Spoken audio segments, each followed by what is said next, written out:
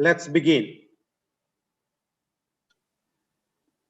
Okay, I'm ready.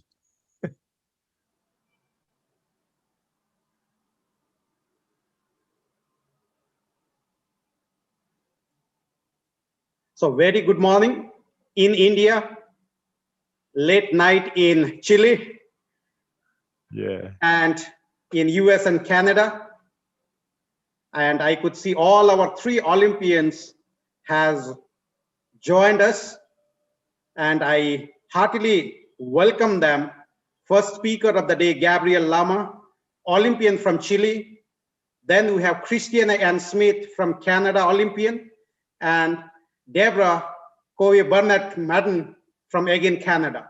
We are really privileged that all our 3 Olympians, and we should appreciate them and salute from India, namaste from India, that we are, with the punctuality, the discipline, the encouragement, the endurance, what they show, that's how the sports and culture should be. We can't take the risk of casual there, being casual attitude there. We should be very serious. We should be very disciplined life we have to live and very focused. So today we let us start with the first day, and I would like to invite and welcome all our 3 Olympians on behalf of Seshadipram Educational Trust, Seshadipram First Grade College, a 91-year-old organization.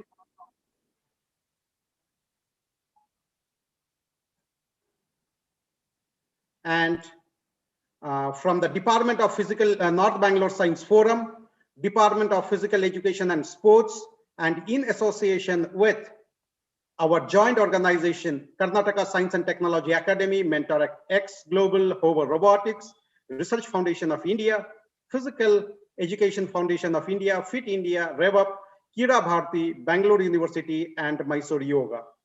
And our collaborators, we are blessed to have the collaborators like National University of Ukraine on Physical Education and Sports, Ukraine, Universities Yerlanga Excellence with Morality Surabaya, East Java, Indonesia, Ministry of Youth and Sports of the Republic of Indonesia, College of Business Administration, Dhaka, and then we have IUBAT, International University of Business, Agriculture and Technology, Dhaka, Bangladesh, University Sans, Malaysia, and University of Sharjah, United Arab Emirates. So we are indeed highly privileged, and we are on the penultimate day today. And amongst us today, the first speaker is Gabriel Eduardo Lama Valenzuela from Santigua, is a Chilean judoka who competed in the men's middleweight category. He picked up a total of 12 medals in his career, including a bronze from 2002 South American Games in Rio de Janeiro, Brazil, and represented his nation, Chile, in the 90 kg class in 2 editions of the Olympic Games, 2000 and 2004. And Gabriel Lama was born in March 2, 1974 in Santigua, is a Chilean judoka who competed in, as I have told you, and Lama participated in 2000 Summer Olympics in Sydney, where he competed in the men's 90 kg division. In his opening match, Lama conceded with a chewy penalty and succumbed to Yuko with Azerbaijan's Rasul Salimov at the end of the 5-minute bout. At 2004 Summer Olympics in Athens, Lama qualified as the lone judoka for his second Chilean squad in the men's middleweight class 90 kg by placing 7th and granting a berth from the World Championship in Osaka, Japan. Lama failed to improve his feat from the previous games, but as he received 2 penalties for the passivity and fell in the inner thigh throw Uchimata and a Waza-Ari defeat from US judoka Brian also at the closer of the 5-minute first round match. But with this, to reach Olympic twice itself is a great achievement, and he is leading and supporting the Chilean government and the Chilean for all those Olympic competitions. And we are blessed that we are today here to listen to our most eminent Gabriel Lama sir for the day. Over to you, sir. Thank you very much, Professor Das, for your introduction. A very technical introduction. Even I had forgotten a few things that you just shared. So it was very nice to hear from you. And thank you again for this invitation, for this important event, this conference. Congratulations as well to promote the health, the physical activity, and an important activity as well as yoga. So I'm very glad to be here with you tonight. For me, you are in the future just right now because you are in front of me 9 hours and a half. So I just behind you, and in Chile just right now it's really cold. So I prepare for this hour that we will share together, and I hope that you enjoyed what I prepare. I came to share all my experience, not only as Olympic athlete, but as well as currently as a professional coach. I have been working, bringing all my experience from the sports world to the corporate world. So let's start here. I prepare a little presentation, and the main subject of this presentation is related with the self leadership and connected all the time with the high performance sport principles. So Olympic judo player, just as Professor Das told you, from Sydney and Athens Olympic Games, two very symbolic Olympic Games, because in Sydney it was the change of the century, the change of the millennium, and all the technology and a lot of expectative related with this change to the 2000 year, right? So it was very special and symbolic.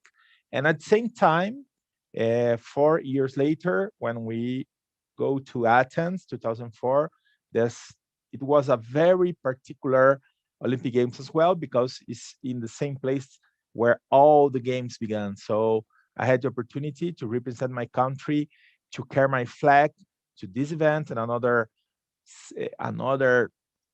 hundred of events, South American, Pan American, and even sometimes when I was South American champion or Pan American champion, I have the honor to hear my anthem as well. Very important thing to represent my country and to feel that emotion in the first place in some occasions. So that was my sport experience. I will share more about it. But currently, I am an executive coach specialized in high performance. I have been studying all these years in different universities here in Chile, taking special programs in Brazil, in United States, related with the high performance in in different kinds um, of dimensions, in different kind of jobs or activities. And I have my own company just right now, TGLI, and we our focus is train the people to they can grow, learn, and improve all the time. And I have also two books that I have written, and the first of them is From Well-Being to High Performance. My both books are still in Spanish language. And the second of them is Became Unbeatable. And why unbeatable? Very related with the judo principles and not invincible, because every one of us can fall, can have some loss sometimes. And the most important thing here is what you get from there. What can you learn? How can you improve from each time that you are defeated? Sure, that happened with a very good feedback and a very good and current preparation. So we'll talk about it as well. And when and where this began, I grew up in Brazil. In Brazil, the judo is a very, very popular sport. So in school, I used to participate there. In this picture, I was 10 years old. And at the same time that I get my first belt in judo, first belt is you start with white belt and then blue, yellow, orange, green, brown, and then the black belt, the important black belt. And when I start with this 10 years old, at the same time, I saw on television for the first time in my life the Olympic Games. in that time, in 1984 Olympic Games, to me was amazing. My mind blew up with that image of that inauguration, of that wonderful activity, all that athletes, and I start my dream there. I say, well, I wish to be an Olympic Games someday, and just as Walt Disney said, if you can dream it, you can do it. That was my case, and not immediately. It happened 16 years after, because before you participate in an Olympic game, you need to qualify to that Olympic game. In the judo, is with the 32 best players in the world. Before that, you need to get international results. Before of that, you need to get national results. And before of that, you need to start training, of course, training every day in your gym. And in judo, and also all the martial arts, is very important as a goal, a first goal, get your black belt. And I got mine at 17 years old.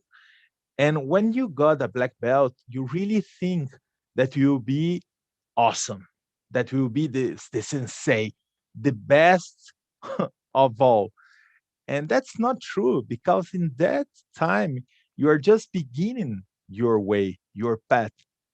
Because each time that I practice, and each time I practice more, my black belt starts to becoming white. If you see my black belt, that's my real black belt. I still have it. Is each time, each year, each more white. And that reminds me that it's very important always be a white belt, be with a beginner's mind. Because to be a master, you need at least, the study says, the science says, at least 10,000 hours of training. And that's not only for judo, not only for sports, but for any kind of activity, technology, arts, music, whatever. That said, the psychologist Carl Erickson is expert on that. And here I have some numbers to share with you related with this. First of all, if any kind of activity, if you stay 1 hour practicing that activity, you have a basic introduction. Then, if you have 10 hours, you will have a bigger vision of the main concepts of this activity. 100 hours, you can reach a middle level. With 1,000 hours, you are a specialist in some kind of activity, music, sports, technology, or whatever. And when you reach the 10,000 hours, you are a master in that discipline. It doesn't mean that it's over. It means that you need to continue improving all the time. And 10 years is more or less 4 or 5 hours of daily practice, or 5 years of 8 to 10 hours of daily practice. And just practice will be enough? Not at all. 10 hours of practice alone? Not at all. Always, always, always with a coach. And why is that? Because everyone needs a coach to improve. That's the way we improve, because there is some blind spots. There are some things that we are not seeing about ourselves. So we need another perspective, an outside perspective, to show us what can we improve, what we can do more to continue improving all the time. So the coach here, the professors, the mentors, a partner, is very relevant. If you continue practice 10,000 hours, but doing the same movement in a bad way, you continue getting bad results. You need to have that outside and expert view of your discipline. So let's come back to the judo a little bit, right? Because judo has a lot of very important principles that we can apply in our daily lives, in our jobs, in our sports. Judo is based on the principle of the willow. And why is that? Because the principle of the willows is related with the best use of your energy. The oak is a tree much stronger than the willow, but during the winter, when the snow fall over the branches of the oak, the branches broke anyway. They can handle all the weight of snow of the winter. But the willow has branches much more flexible. And what happened there? They receive the snow over the branches, and the branches go down, go down, go down until leave the snow over the floor and come back to the original position. So that's the main principle that we'll talk here during this presentation, is the principle of the use of your energy. Which is the best way that you can use your energy? How is your energy today? How do you start your day? Are you at 100% just right now? Which number do you pick to tell me about your energy just right now? Can you share me, please, in the chat? If you put a number from 1 to 100, how is your energy just right now, this day, at this time? Which numbers will appear here? Let's see. 75. Thank you, Christina. Let's try to to get 100 at the end of this presentation before you start yours, okay? Please, every one of you, share with me, how are you just right now from 0 to 100 in this time? Or my chat is broke, or I don't know what's happening. I just have yours here, Christina. Nobody else is sharing yet. Luluk, Mishra, Jonah, Joseph. What about you? Anyone else? No? Okay, so I will continuing doing my presentation, okay? Let's see if in a few minutes someone else wish to share how are then your energy. Okay, so now I have one more here. 50, Joseph. Thank you, Joseph. I hope that at the end of this presentation, the level is higher, okay? Because I will share you how can administrate our energy in a best level. So let's continue here. How are you handling your energy? What are you doing to have the best energy as possible? When are you in your best self? When are you with your best energy? What do you do to get it? When do you feel as a champion? What is needed to be a champion? And here I will share you an aspect that I consider one of the most important of all the things that an athlete do, and is related with his care, with the attention that an athlete receives with his coach, physical trainer, nutritionist, psychologist, doctor, massage therapist. There is a big stuff, a big team that helps that athlete to be in the best way as possible.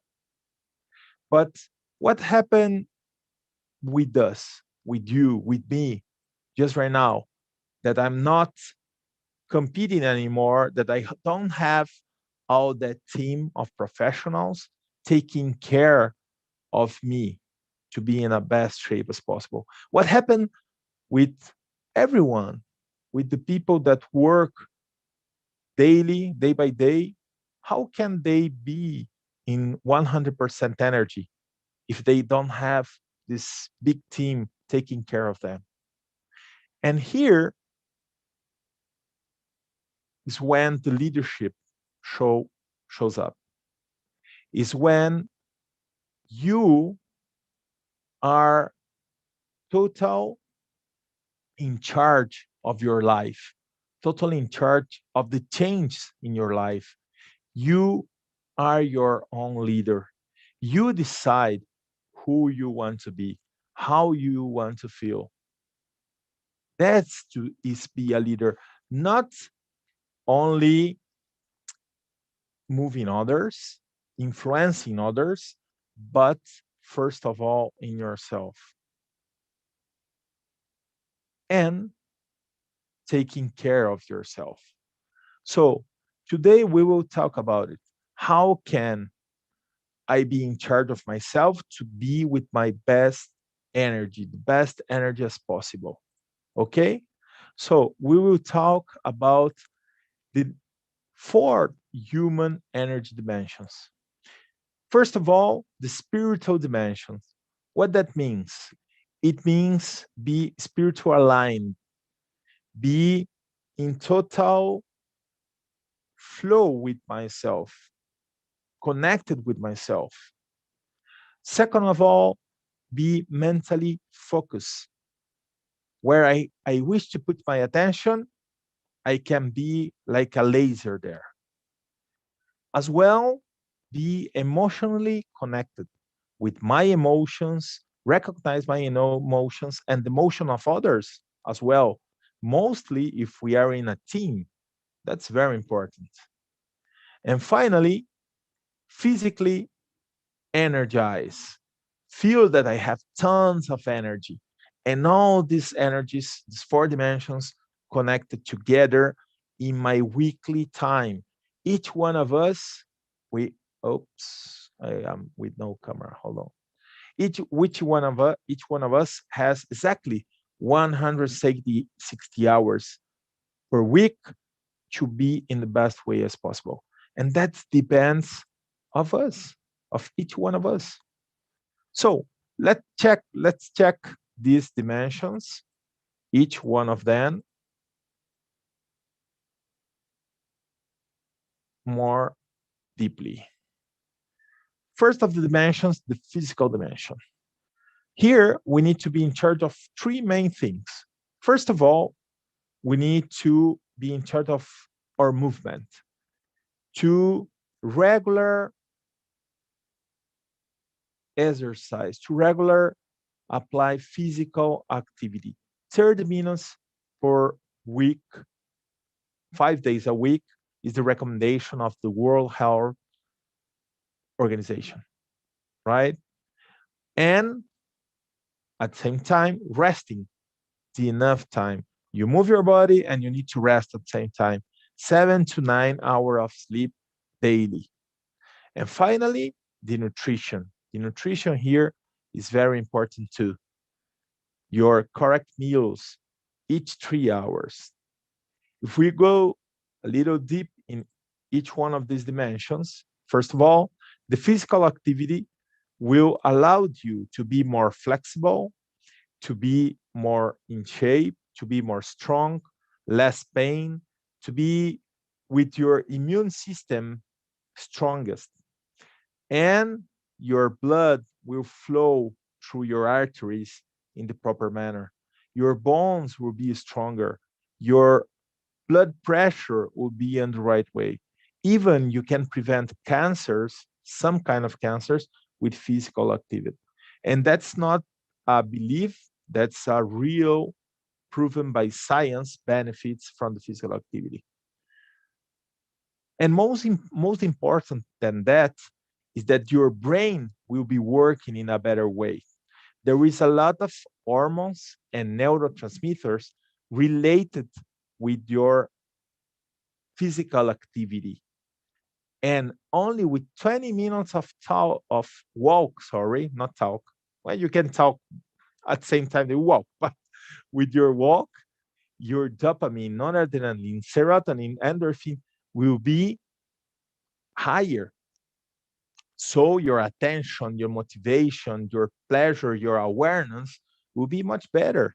We can start the day doing some kind of physical activity. So I can learn faster. I reach much in a much better situation to do very complex activities related with my brain. What about the rest? What about the sleep? There is three kind of person. I don't know which one of them you will choose to yourself, or do you know about yourself? We have the lark kind of person that wake up in the morning, and the better time for them are in the morning. So each one of you that right now are with your best energy, probably you will be a lark. There is some kind of people that are O's, just like me, just right now to do this conference to you. I'm being an O, and the 21% of the people is O. And a colibri is a mixed.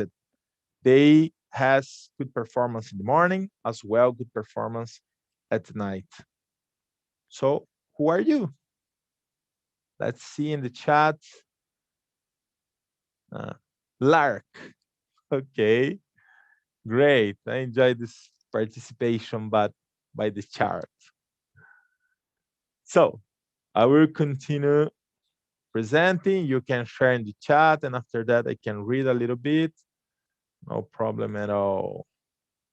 So, a few recommendations to get a better night's sleep, because all your best energy starts just right there. What are you doing the night before to wake up with your best energy?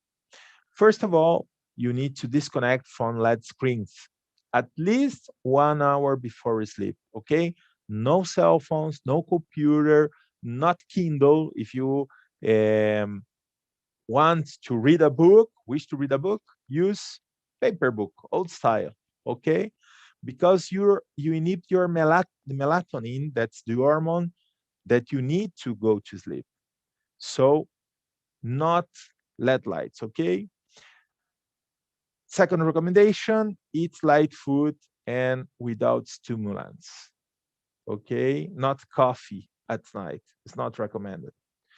Prepare the room with a nice smell, with a nice temperature, with a nice light, and establish times.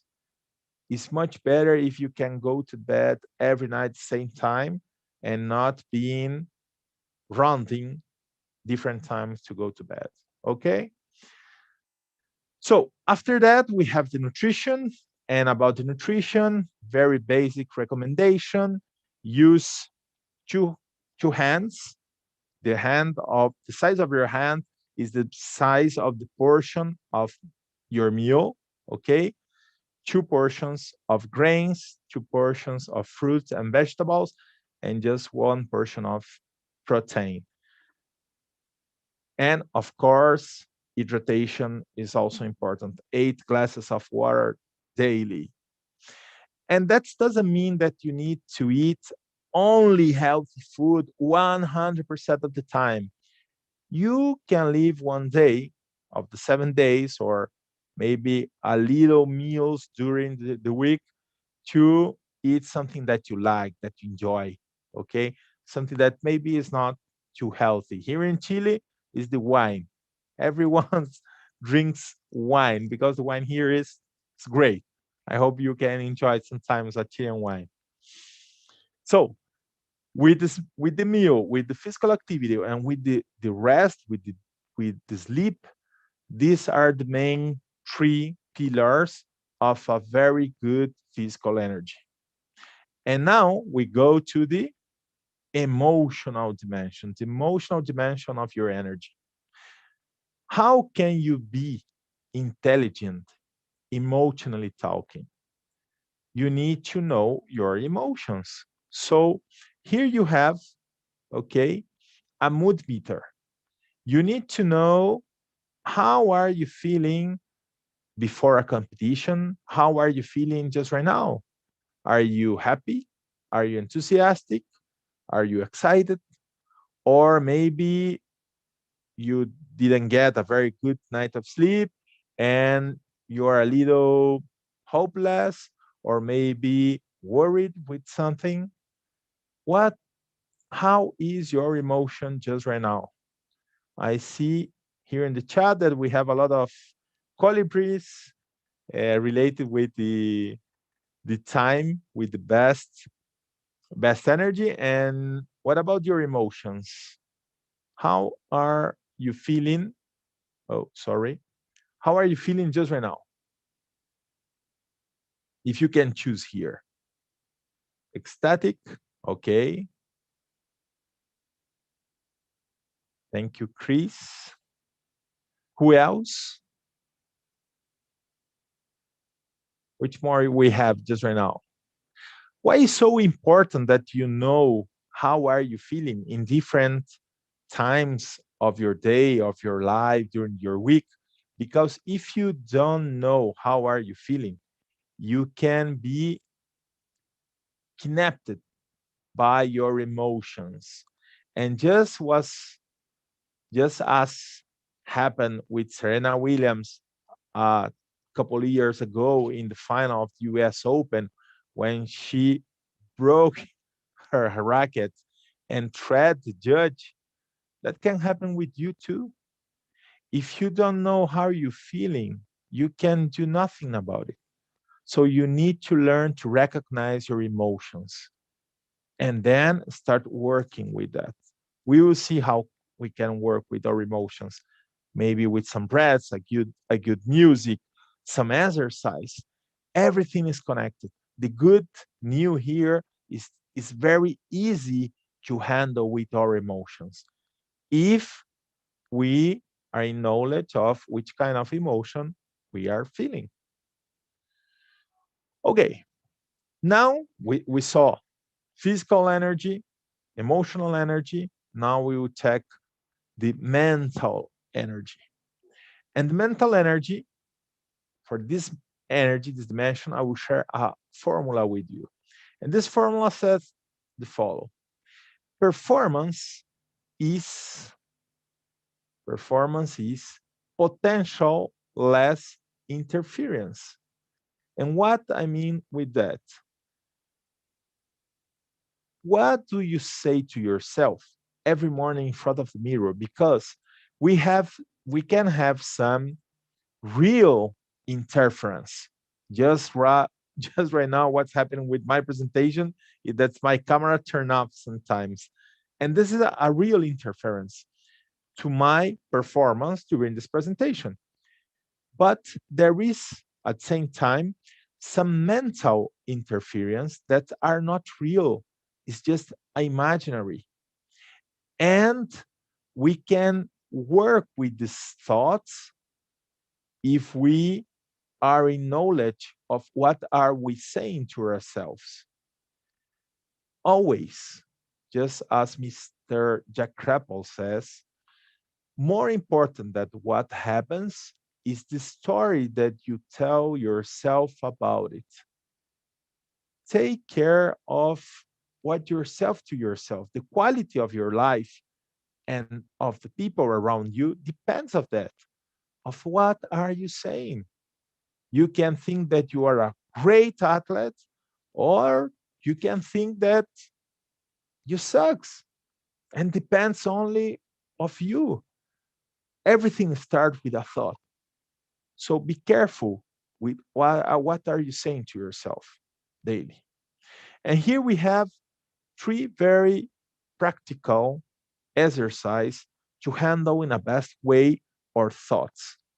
First of all, meditate, right? Because you learn working with your breath to handle your thoughts.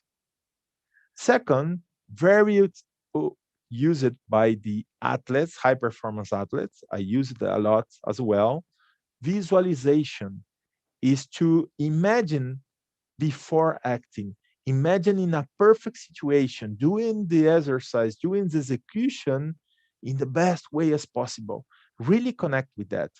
The Formula One pilots can imagine all the circuits of the competition only with that mind. Okay. Third exercise, positive talks. Just look in the mirror and say good things to yourself. Okay. Be gentle with yourself. Be kind with yourself. And very important as well to your mind is being all the time learning, discovering, improving yourself. One of my best benefits to being an athlete is that principle of continue improving all the time. I still apply in my profession currently.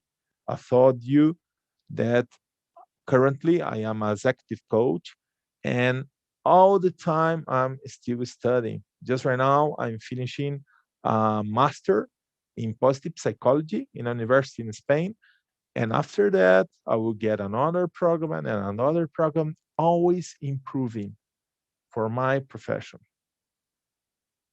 Years ago was to the judo, just right now is to be a better coach.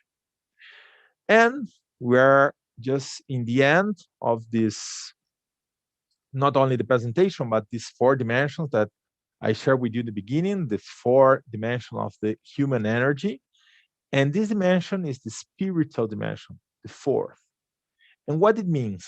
It means that you can live according your values. Do you know your values? What you value most in your life? What are you doing daily is connected with that values? Are you satisfied with your life? What are you doing daily?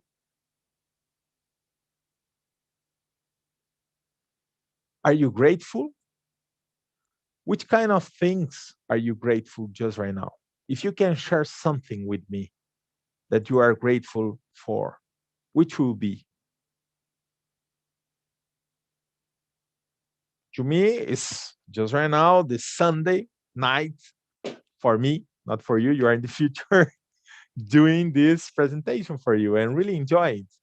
I hope that you enjoy more than I than myself. But the thing is, just like that, what can you thank you just right now? For a good meal, maybe, for a nice day, for this conference. What can you be thankful? That is one of the most powerful exercise to do daily and to feel with a tons of energy. That will bring you to a level of satisfaction with your life. So, the happiness, just to end this dimension, is related with three main things. First of all, your genetics. If you're more happy or less happy depends on a 50% of your parents, but it depends as well of 10% of the circumstances. And the most important, because here you can train, here you can play a lot. 40% of your happiness depends of your actions and of your thoughts. What you do daily, what you think daily. And that is one of the last discoveries, studies, science related with happiness. So every each of the other dimensions that we talked about before, this one is related with this 40%. Rest, do physical activity, be in knowledge of your emotions, be aware of your thoughts, meditate, visualize, be thankful. That all good practice to be a high performance, not athlete only, but person, professional in any area of your life. Okay? So, if it makes sense to you, if we can make some changes and we are in knowledge of the necessity to do some changes, first of all, you need to take a decision. If you want to do something about it, okay, let's do a good planification.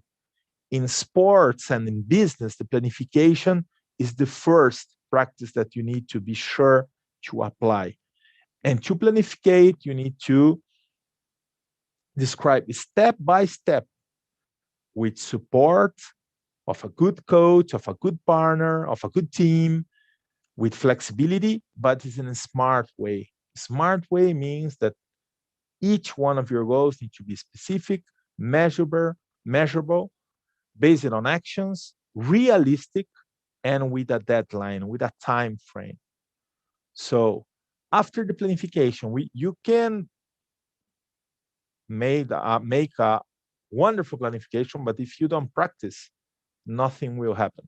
So you need to put on practice your planification.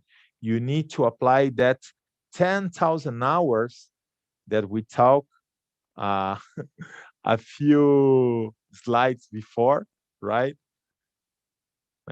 Here I am again with my camera thing. Okay.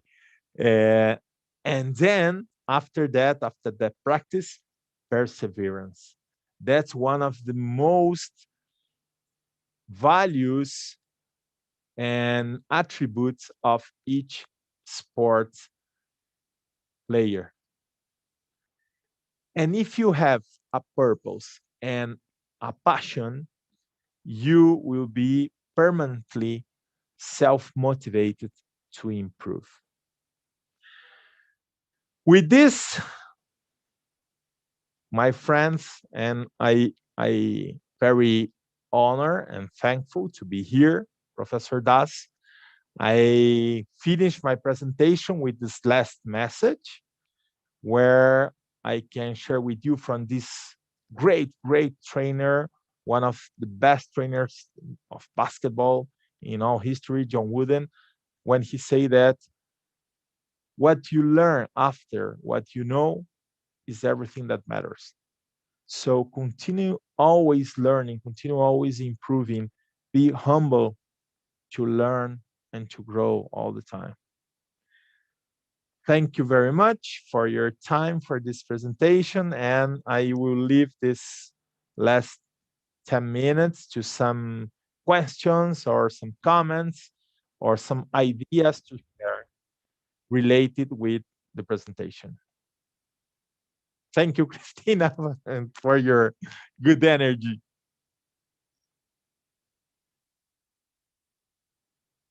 Professor Das? Sir. Yes, sir. There was a network issue. Yes. Okay. Some presentations, some questions, some comments Yes. from the participants. That's what, sir, we would like to request you if you could, yeah, stop the sharing screen. Yeah, wonderful. Yeah. Yes.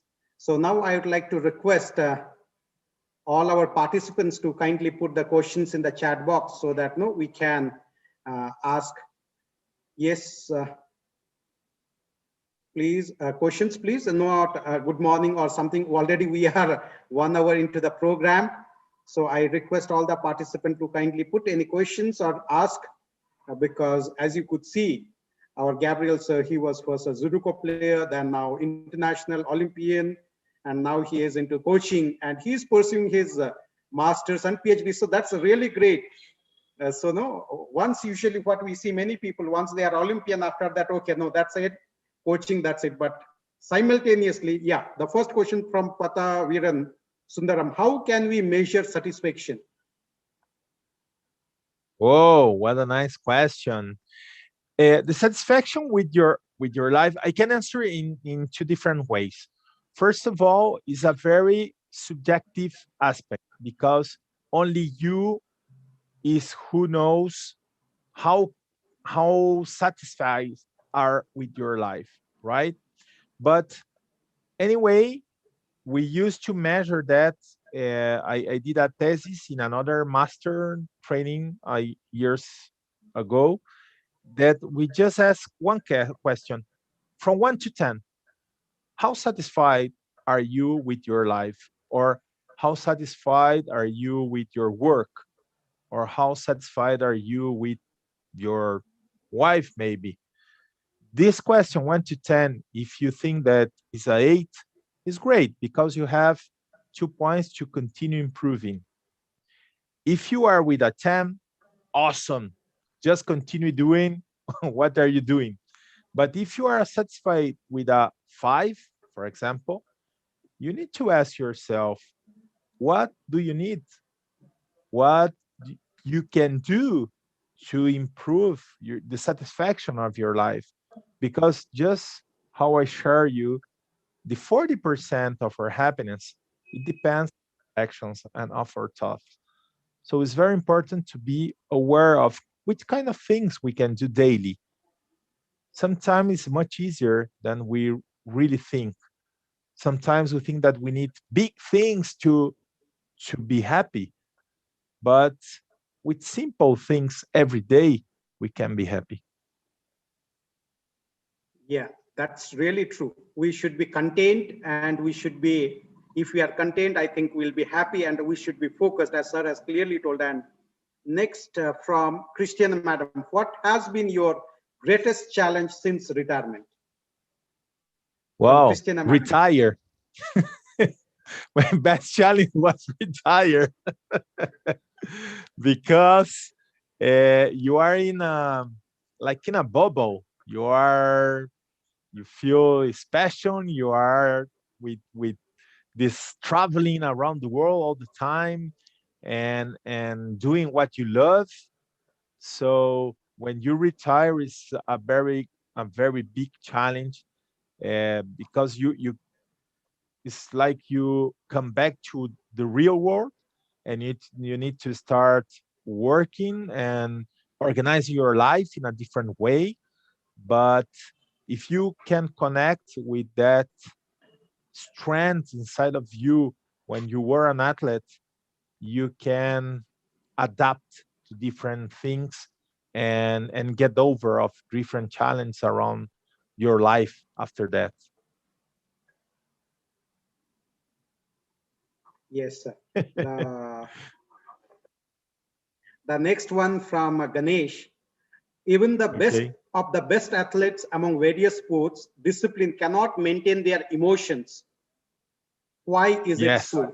Why is it so? Why can't they maintain their emotions? Oh, very nice question as well. Because inside of our brain, we all of us has yet a lot of reptilian brain, the first instinctive reaction of the human being. So when you think you are being threatened, you react in a very primitive way, very automatic way. It's very fast, it's instinctive, and that used to be in an aggressive way or in a running way. You fight or you run away. So even though even though that's very fast and very instinctive, we can train to improve that with a lot of mental training related with meditation and knowing ourselves as best as possible. The problem is that we don't know each one of us enough. If I knew all these things that I'm sharing with you today when I was an athlete, of sure, and probably I will get in that time much better results.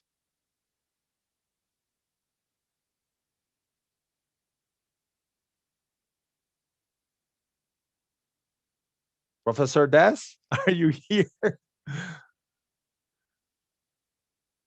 Another question?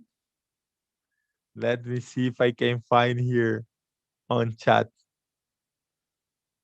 Many times organization head don't get satisfied. How Hey, can we set? Gabrielle, I have a Oh, question for you. Deb. Um, what was one of the biggest obstacles you had to come over get over as an athlete on pursuit towards your Olympic dreams? And then who or what was it that helped you to get past that and go, no, I'm going to keep going? Nice question, Deb. Thank you very much.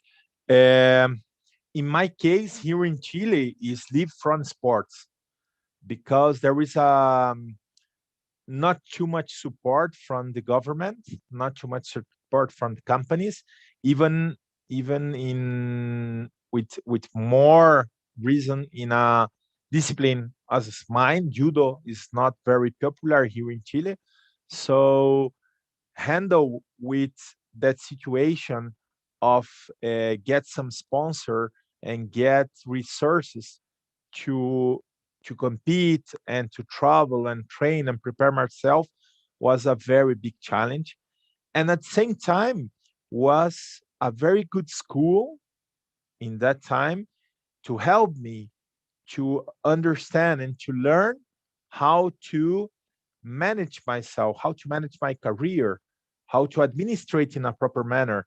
And that helped me a lot to currently move in the best way my own company, because I learned how to find the resources, the connections that we need. And that's there is another important thing in your question here.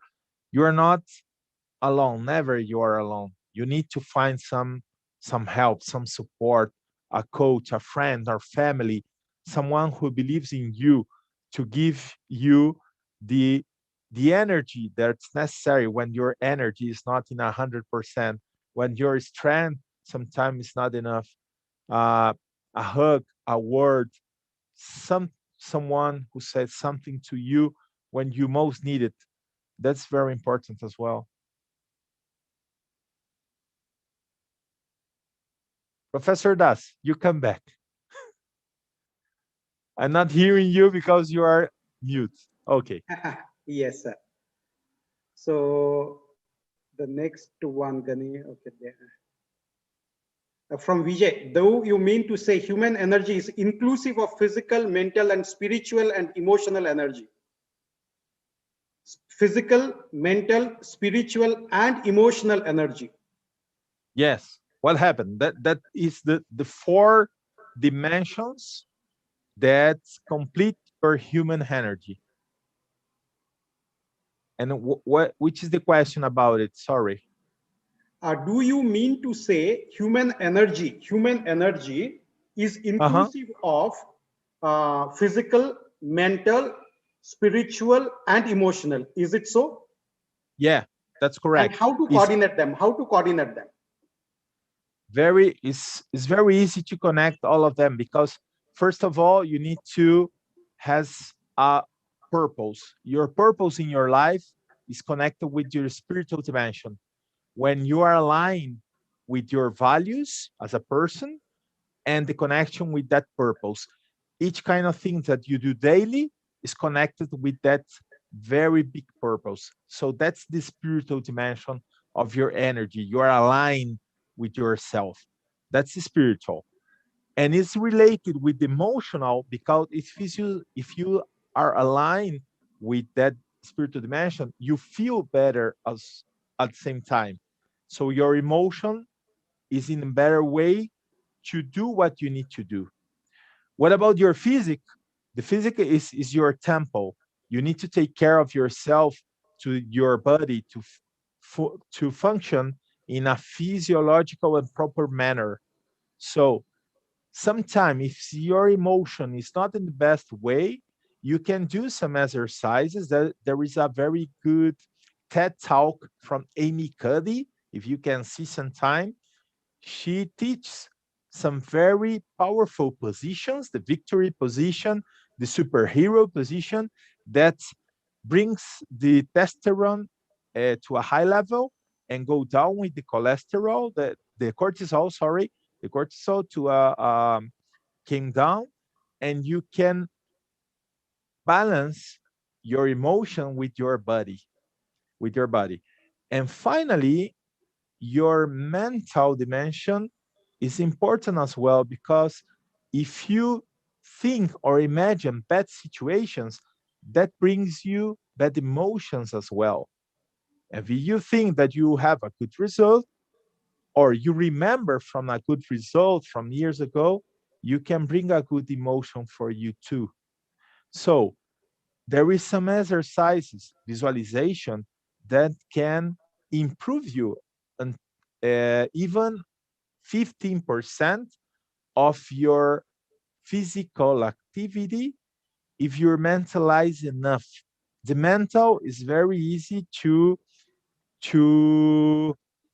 I forgot the word just right now. Not to engañar, change to. Just give me 1 second. 1 second. To cheat. It's very easy to cheat your mind with your thoughts. So if you think in a proper manner, if you move in a proper manner, if you are connected with your values, you will feel in the best way as possible to get good results as well. That's the connection. Yes, sir. Wonderfully, you have represented how to get connected with those four elements. The next question from Professor Jagdish. The goal of any nation must be containment of the people, and the development should enable human beings to unfold their potential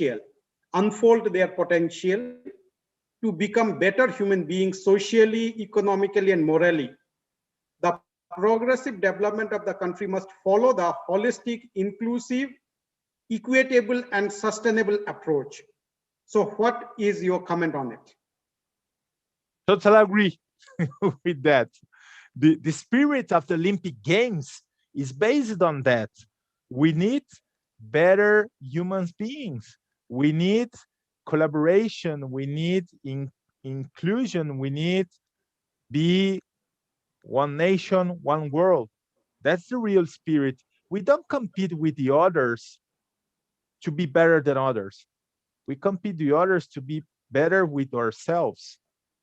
And the sports is a very good, and the Olympic Games is a very good example of no difference between nations. We are all together in a big celebration and trying to do and to be the best self as possible during that days. So it's a huge message for the world, and all that connected with your holistic human being, with all these dimensions connected in the best way as possible. We are examples for all the other uh, young people and sports people, and for all the people who doesn't play sports as an Olympian or in a high performance level. I think that I believe in that. Yes, sir. The next one is very interesting. Who is more Okay. powerful, coach or player?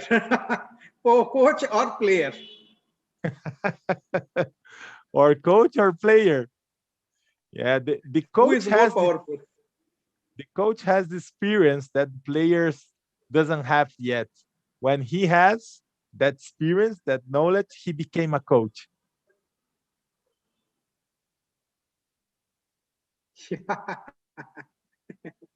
Professor Yes, sir. Das, I think that Yes, we sir. are in time, right? To give, I think Yes, that yes. Just now, the last question will take. Just the okay, last question.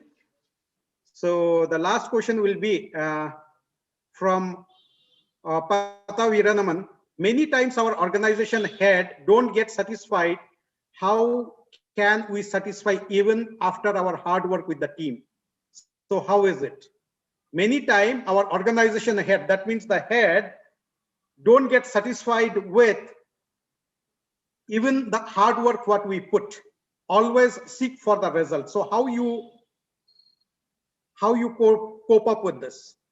Because every time yeah, we know in sports or in any field, win and lose will be there. It doesn't mean that every time we win or every time we lose, but how to cope up that and how to satisfy that?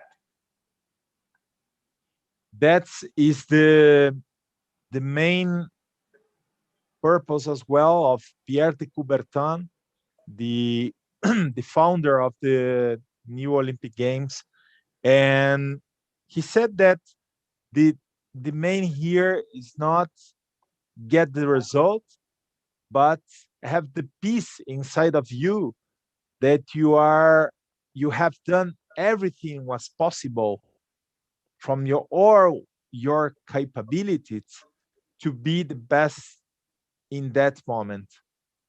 So if you have that peace, that satisfaction inside of yourself, that you give all that you had with your team, with yourself, and with your coach knows that as well. So get and be with that. It doesn't matter if the people around you or the organizers expect another thing. I understand there is pressure, there is investment, there's a lot of things that are related with the result, but get the best of that. That is your own satisfaction. That's the most important thing, I think. Yes, sir. So that's really wonderful. And we would have been loving to interact with you a lot, but we do understand it's a very late night in your place. And the time constraint, definitely the post-lockdown, we would like to have you here in India. And as Christina Madam told, she is looking into interaction with India, definitely. And even the Deb Burnett Madam and Luluk, so all. So I thank you wholeheartedly on behalf of our 91-year-old organization. And this is a first kind of program where we have doing it for 8 days, starting from yoga to health, then fitness, then the sports, and then the Olympians. So it's like a channel going on. So it's like a channel. Let me see. Yes. So I would like to request our Lakshmi sir if he could put a few light here, because he is one of our advisor and he was the chief and coach of SAI, Sports Authority of India. So Lakshmi sir, Hi, we would like to ask you to thank our Olympian, first Olympian of the day. Yeah. Hello, Mr. Gabriel Lama. Nice to see you on our screen, and what a enlightening presentation you have made. We are really lucky indeed. Though I missed a few minutes of your presentation because of technical issues, I really enjoyed, and this information, the thought conveying, it is wonderful. You have touched the heart of all the viewers, and it's wonderful. And even your approach to the subject, you're a real judaka. I have to say this way. You have perceived, you have assessed, you have experienced, and you have presented all sieved, first-class distilled capsular information you have given to us. Thank you very much for sharing your knowledge with this conclave viewers and members. We are really happy to have you, and do come to India. We will meet sometime after this lockdown issues, and our SCT is always a warm host, and they do all this type of thing. And first of its kind in India, we are taking this type of channel to make society understand the wings of human happiness, competition, all those things. No, it is a true value of Olympic movement. We wanted to convey to the society that you are the august part of it. Thank you very much once again. See you. Thank you, Doctor. It was a pleasure to me participate. Thank you for your trust, for your invitation. Thank you to Christina as well, who trusted me to join with you in this beautiful event. Congratulations for that one more time. Thank you. Thank you. Thank you. Thank you so much. Thank you. Thank you so much. Thank you. Thank you from our bottom of our heart. Thank you so much. Thank you. Now I would like to request our next speaker, Olympian, Christiana Madden, who is really wonderful. And I could see because of her, we could get connect with so many Olympians, and she is a leader in her true sense, selflessly just take call, and we started getting connected. We don't have words. The moment we tell, ma'am, inauguration, you should be there, she is there. Madam, you are there in the Olympian Day, you are there. I am running short of my words to express my gratitude, and I don't know how to. So just it will be, you just come to India, ma'am, we would love to be your host. That's it, I can tell. And already on the inaugural day, you have told you would like to come to India, and our Secretary, Honorable General Secretary, Dr. Udupi Krishna sir, he has clearly told you are always welcome. The moment you come to India, straightway come to Bangalore, we are there for you. So before to introduce Christina Madden to all our allied delegates in YouTube and Zoom, so I would like to tell that Christiana Nathalie Smith, an Olympian, author, and speaker. Christiana Smith is a female warrior who has been to battle and has the skills, stories, and success to prove it. She knows what it's like to be in the trenches of despair, the gloom of absence, heartbroken, injured, defeated, and hopeless, to ultimately emerge determined, persistent, and victorious, and in a true sense, she is a warrior. Christiana is one of the world's pioneers in women's bobsleigh and Canada's premier bobsleigh driver to compete at the inaugural Olympic Winter Games in 2002 in Salt Lake City, Utah, USA. A native of Quebec, she currently resides in Calgary, Alberta, Canada. Formerly retired from world-class sports, she is a three-time author, speaker, and avid world traveler, having been to 50 countries and counting more. And we hope she has reached half century, and the 51st will be India.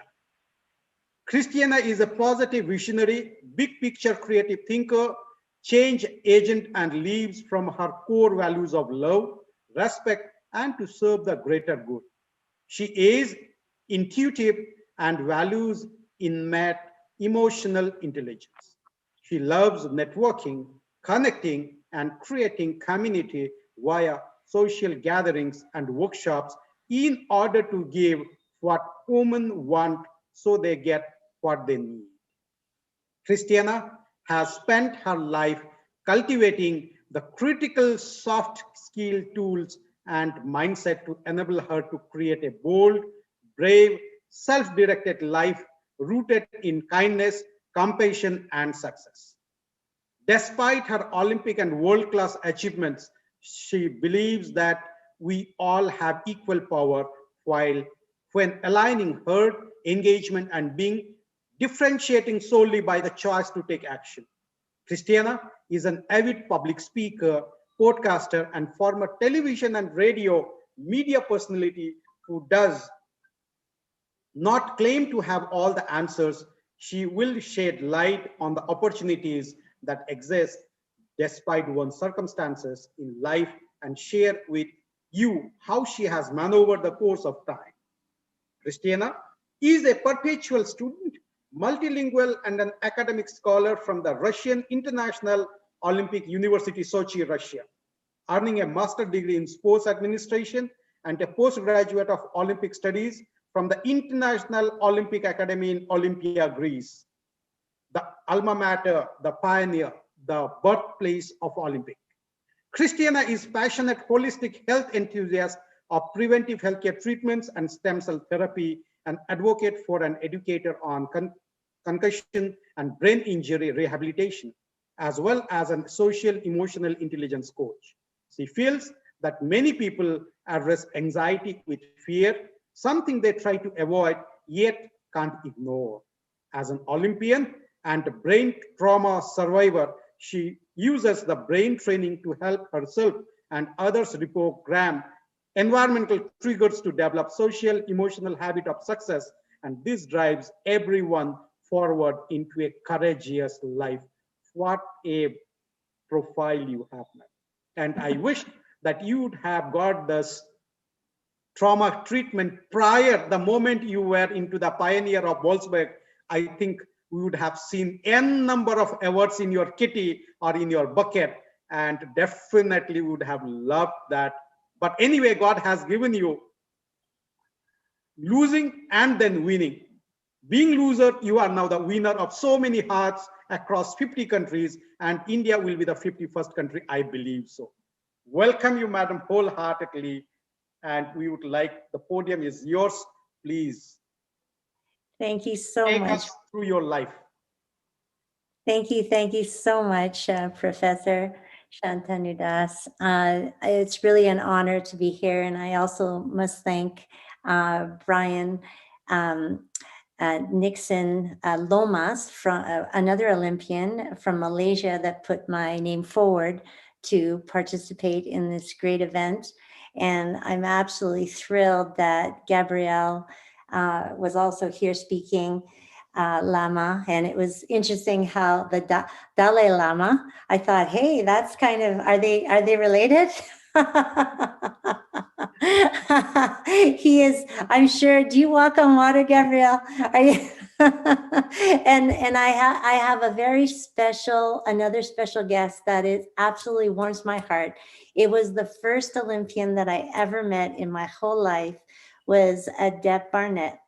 And Deb instilled within me how a woman of all things could be such a driving force, so determined.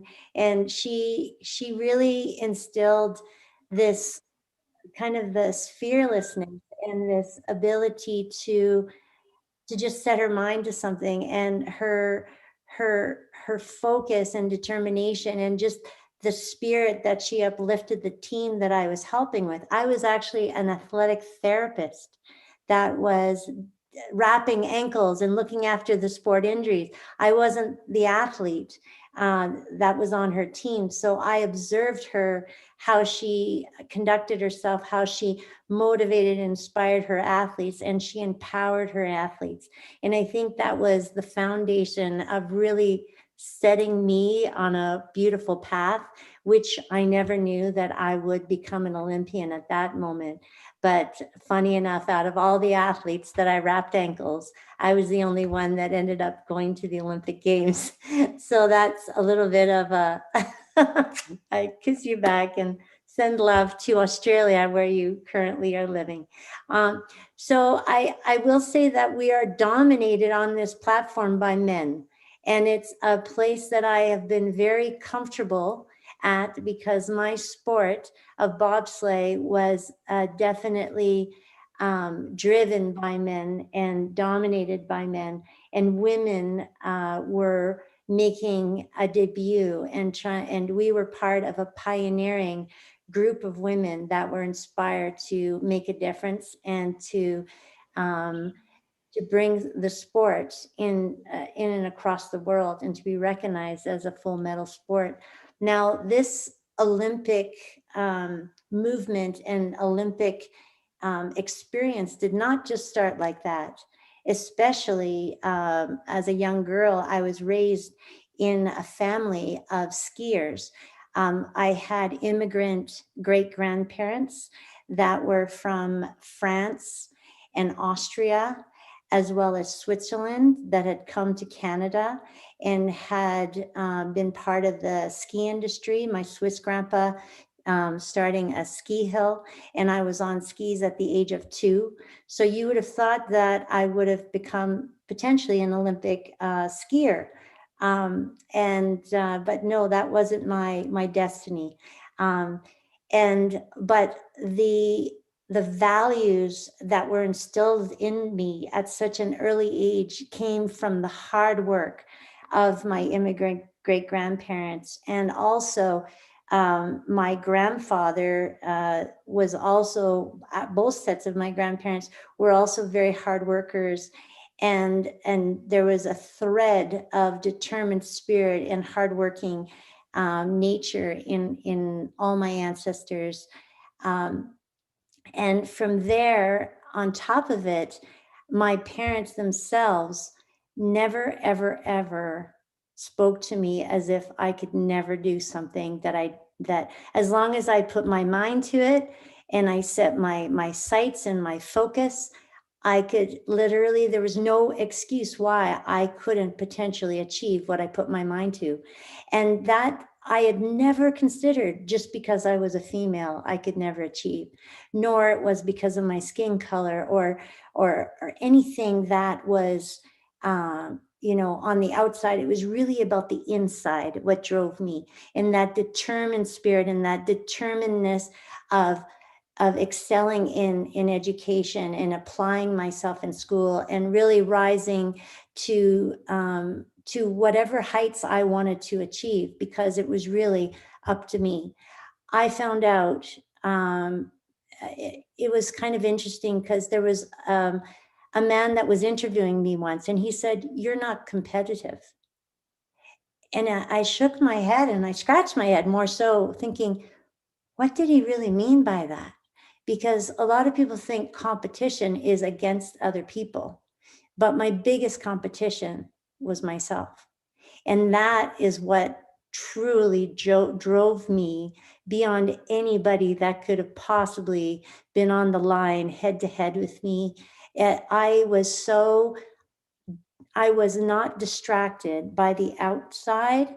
I was so dialed in to me as an individual that was where my temple was. That was where my safe space was, my power within my mind, the mental state, the mental focus that I had. It was unshakable. And that was my superpower. And I challenge you, as I'm going through my presentation today, what is your superpower? What makes you be unshakable in your life? And if you can be shaken, ask yourself, what is getting in the way? Is it the distractions from other people? Are there external elements that you're letting penetrate that say that force field around you? And how is it that you can become stronger as a human being to overcome those distractions and those cracks that you let in to potentially destroy your spirit or your will to push on and to overcome. So in my journey with the Olympics, it was interesting to see where Gabrielle's first experience with the Olympics. Mine was in 1976 at the Montreal Olympic Games. And I didn't know that the Olympics were going to be any further in my life. But interesting enough, in 1988, I was singing in a choir, and that choir was at the opening ceremonies of the Olympic Winter Games in Calgary, Canada. And I remember hearing Canada, and the athletes walked in and the crowd went crazy. And I just remember the goosebumps that flooded my system. And all I could think of is, wow, wouldn't that be amazing to be one of those athletes? But I had no idea how that would be, how they got there, what was required, what level of sacrifice that was needed to succeed that kind of a status and that kind of an achievement. But something was planted that day that slowly grew over time. And the beautiful thing was that, you know, I was so engaged in band. I was on an alto saxophone and I was singing. I was an alto voice, and I traveled the world competing in Australia, Spain, and Scotland. But there was something that I was missing. And that was that I was built I was always saying, I'm built like my father. Can you believe it? Oh, a girl actually identifying herself like more like her father than her mother. So I definitely knew that I was born with broad shoulders, a strong back, a big backside that was powerful, big legs, and I knew that I was given this physique. And initially I didn't know that it was actually a gift. But the more I realized that I was really meant to do something physical, and I just didn't know what sport. And slowly after that, kind of that seed that was planted in those Olympic Games, when I was at university, I encountered a man that was walking around with a helmet from like a motorcycle helmet, and he was wearing a pair of tights. And it was in the middle of winter. And it didn't make sense to me because I couldn't see him on his motorcycle in the middle of winter. We just don't do that in Canada. And especially wearing tights, it didn't make sense. So I asked him, you know, why the helmet? Why the tights? And he started to proceed to tell me about this crazy extreme sport of crashes and ice burns and concussions and just, you know, speeds of 100 up to 140 kilometers an hour, you know, in this rocket shaped object called a bobsleigh. And he said, you know, you have a good set of legs on you. They're looking for women. And I kind of laughed and I thought he was asking me to be an astronaut. And I disregarded his comment and went on with my day. Well, shortly after, I was asked to model in a fashion show. And I showed up and he was there. And I said, you know, what brings you here? He said, well, I'm raising money for my bobsleigh team. And lo and behold, at that event, my friend won a door prize. And it was a 1-year free bobsleigh club membership. She gave it to me. And that was the start of my journey. So I went on to learn how to push this sled. And in the summer, they put them on wheels. And it's like a train track. And so we would learn how to push the sled and we'd jump in and then we'd ride down this hill. And then we'd come backwards and then we'd jump out and push the sled back up the hill. And it was this repetitive action to learn how to be, you know, as perfect as possible, as streamlined, with timing and precision on loading into this object. And then came winter. And from there, we had, of course, the challenge of putting on these shoes that had 365 needle spikes around the toes. And you had to wear this helmet, just like a motorcycle. And they gave you this thin suit, and it was like you were wearing your underwear. It was so thin.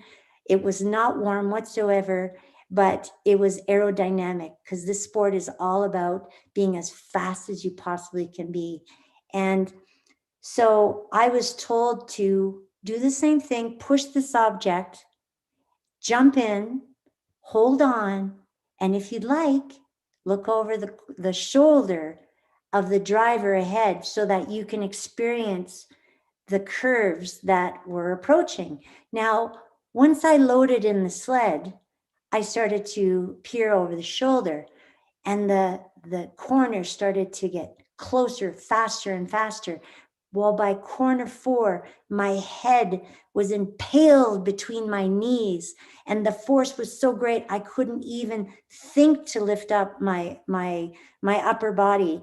And the turbulent ride and the drastic extreme corners left to right and that I was experiencing, I had no idea where I was on this big serpentine ice canal. And when I went around this big corner that was almost like 360 degrees, the pressure was so great that the oxygen from my lungs was just squeezed out. I was unable to breathe. And I remember I was feeling this banging on my head and this scream of brake.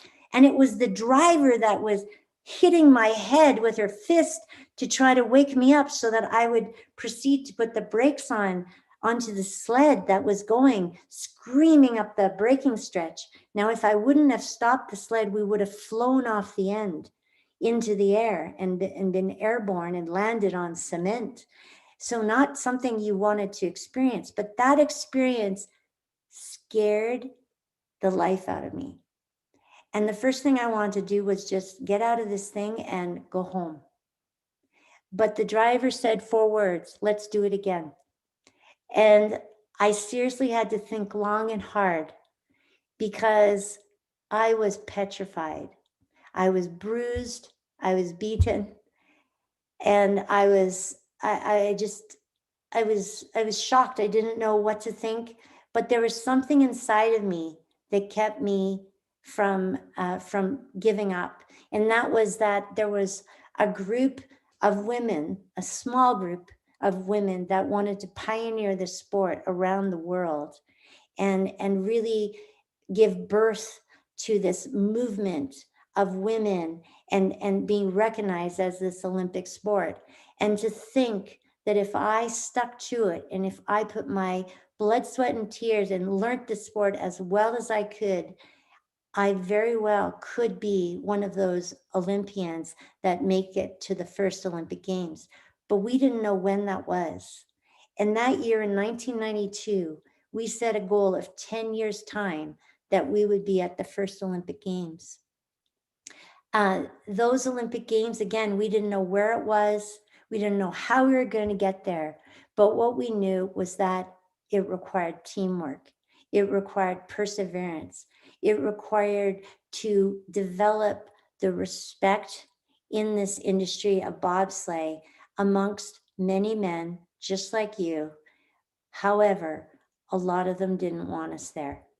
And I just knew that inside my heart that I needed to prove not only to others, but prove to myself that I could do it with my partner, who was another woman, and that we could earn the respect of our comrades, which were fellow bobsleighers that were also men. And the day that they would come and offer their assistance, I knew that I was slowly gaining ground and earning their respect as I developed the skills to show them and to prove to even myself that I could do this. Now, this sport was something that we did experience a lot of challenges as women. Unfortunately, because we were so few, when something major would happen, it was amplified versus if you had, say, 50 men versus only 20, it was 1 out of 20 that flew out of the track. So we had experiences. There were many 3 times that a sled actually left the bobsleigh track, and out of 1 time, the driver was knocked out, and the brakeman ended up hugging a tree. She remembered the experience. The driver didn't, because she lost consciousness. She continued to slide eventually, but the brakeman, I don't believe, ever went down again, because that's pretty traumatic. So that was unfortunately the end of her career. We had another girl that was in a coma that flew out of the track, and the driver was salvaged. She had nothing that happened to her, thank goodness. And then we had also a death of a young pilot that was learning how to drive and flew out of the track.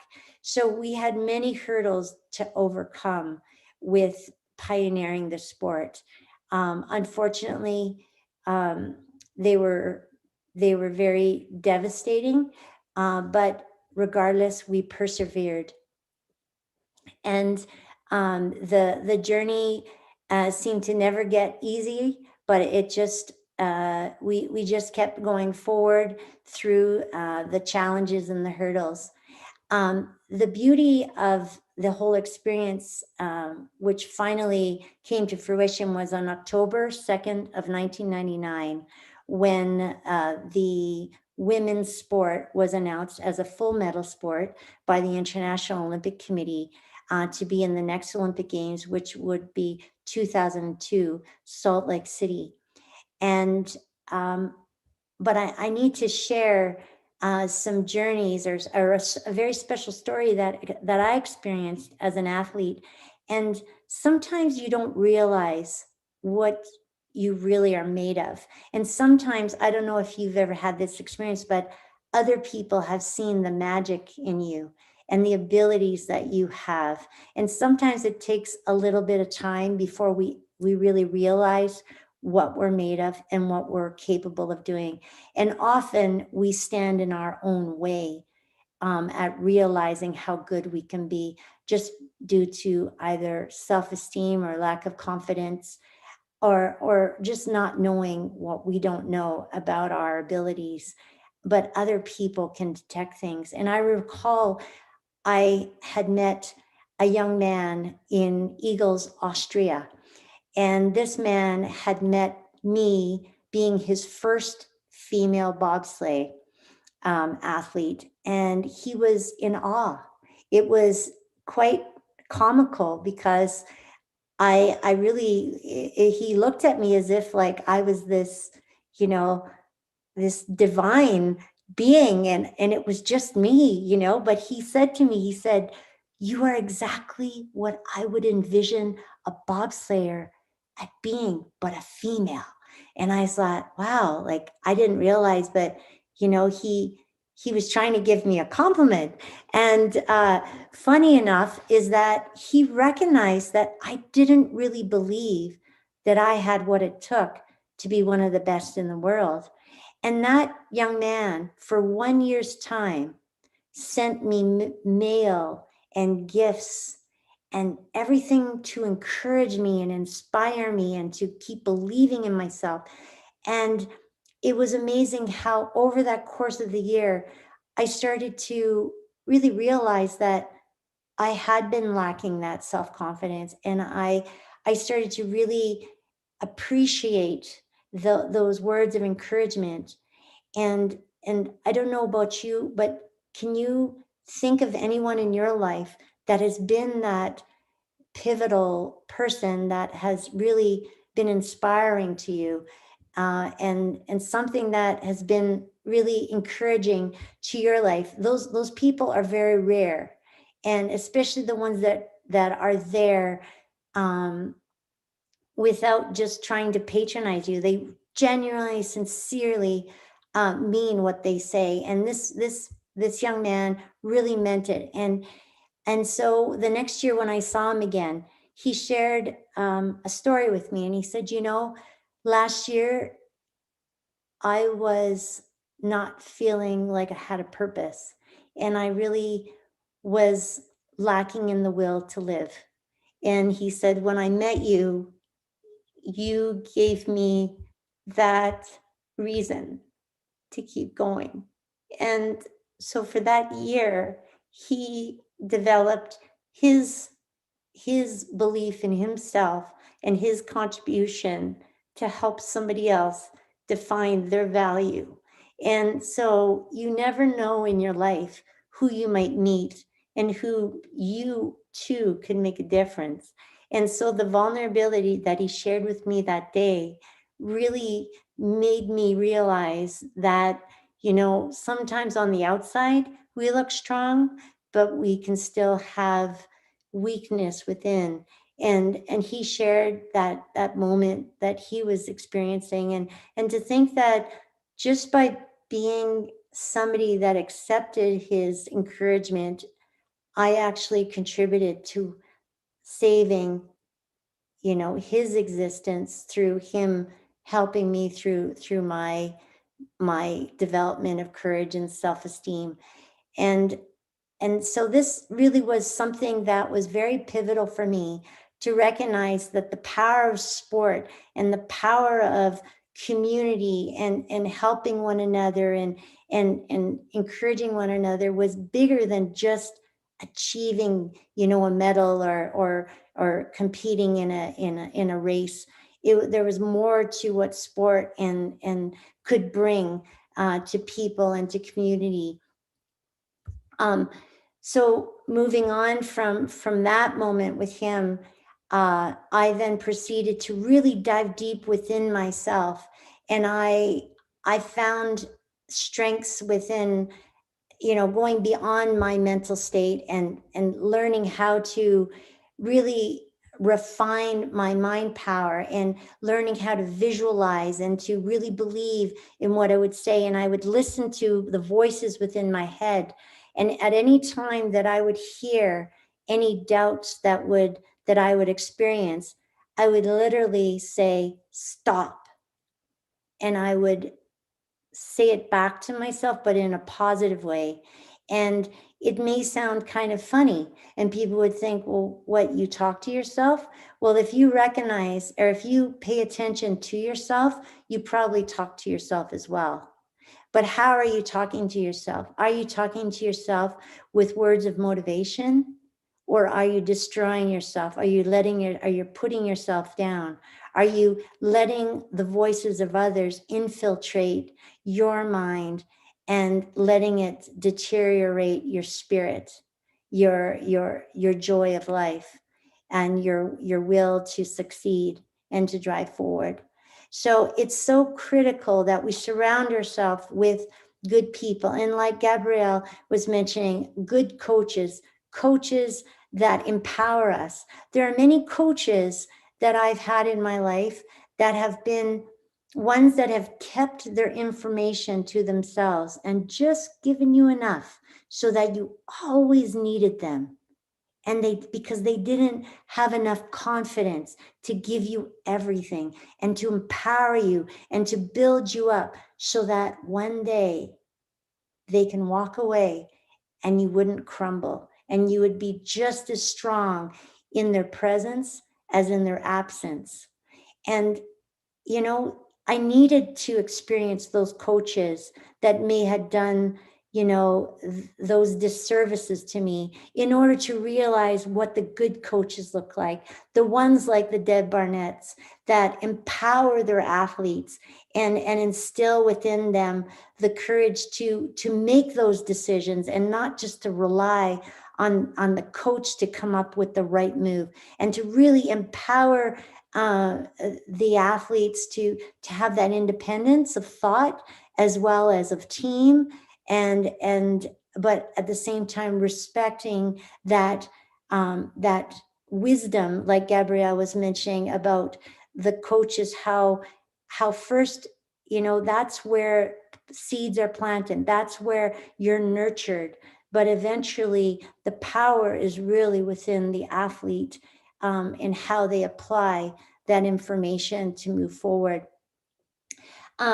So that journey of making it to those first Olympic Games, there were so many values that I learned along the path. And I don't know if you know a story called The Wizard of Oz. There was a Tin Man, there was the Straw Man, there was the Lion, and then there was Dorothy. And the thing about the yellow brick road that they were on is that they wanted to get to Oz. And Oz was the place where the Tin Man would get his heart, the Lion would get courage, and the Straw Man would get a brain, and Dorothy would find her way home. Well, when they got to Oz, it was a big farce. There was a little man behind a big curtain and a big voice, and he couldn't do anything for them. But the journey and the discovery of who they were occurred on that path, on that journey to Oz. And so it's so important that we do not put the emphasis always on the end of our journey when we are going through the path of life, or the path of getting to an Olympic Games, or the path of getting to, you know, the end of our studies, or the path of, you know, trying to achieve, you know, being the best mother or father or aunt or uncle or whatever it would be, because there is no guarantee that we will get to that end of that path, or that what we want at the end of the path is what we've always dreamt for. And that's so important, that that journey is really about enjoying the process and taking as much from that journey and realizing that every day is a gift, and that to never take anything for granted. And Gabrielle also was mentioning how we need to be grateful daily of everything, that of something in our life, because you never know that the next day might be a challenging day, but there is always something to be grateful for. So going to the Olympic Games, yes, that was the epitome of, you know, the ultimate experience. It changed my life. I would not be here today speaking to you all if I hadn't gone to the Olympics. So I'm absolutely blessed with any of these experiences that open up these doors for me, especially to make friends across the world. And but I will say that there's something deep within my heart, is that I've always said that being an Olympian is important, but not the most important thing. It's about what you do after to make a difference in the world. And I've always said, one of my favorite quotes is, be the change that you want to see in the world. And of course, Mahatma Gandhi. And so that is something that I've held true to my heart and close, because I've always wondered, how can I make an impact? And the life that I led after my bobsleigh career and my retirement, I always thought, you know, where could I make a difference? And I was involved with starting a foundation for underprivileged children, being on several nonprofit boards, speaking in events such as these.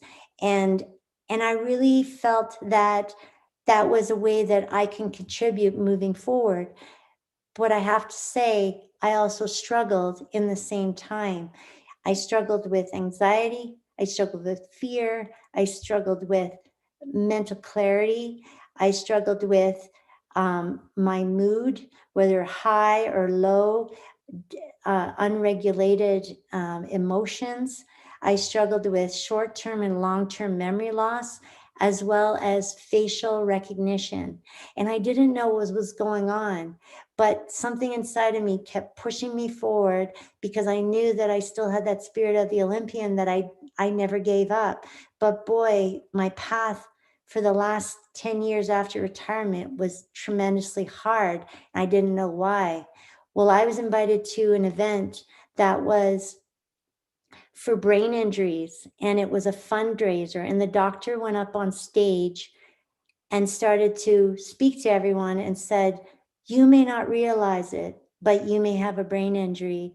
And she continued to talk about symptoms. She talked about brain fog and anxiety and fear and depression and inability, you know, to focus, and having anger issues and sadness and roller coaster and all these things. And all I could think was, check, check, check. I had all these symptoms.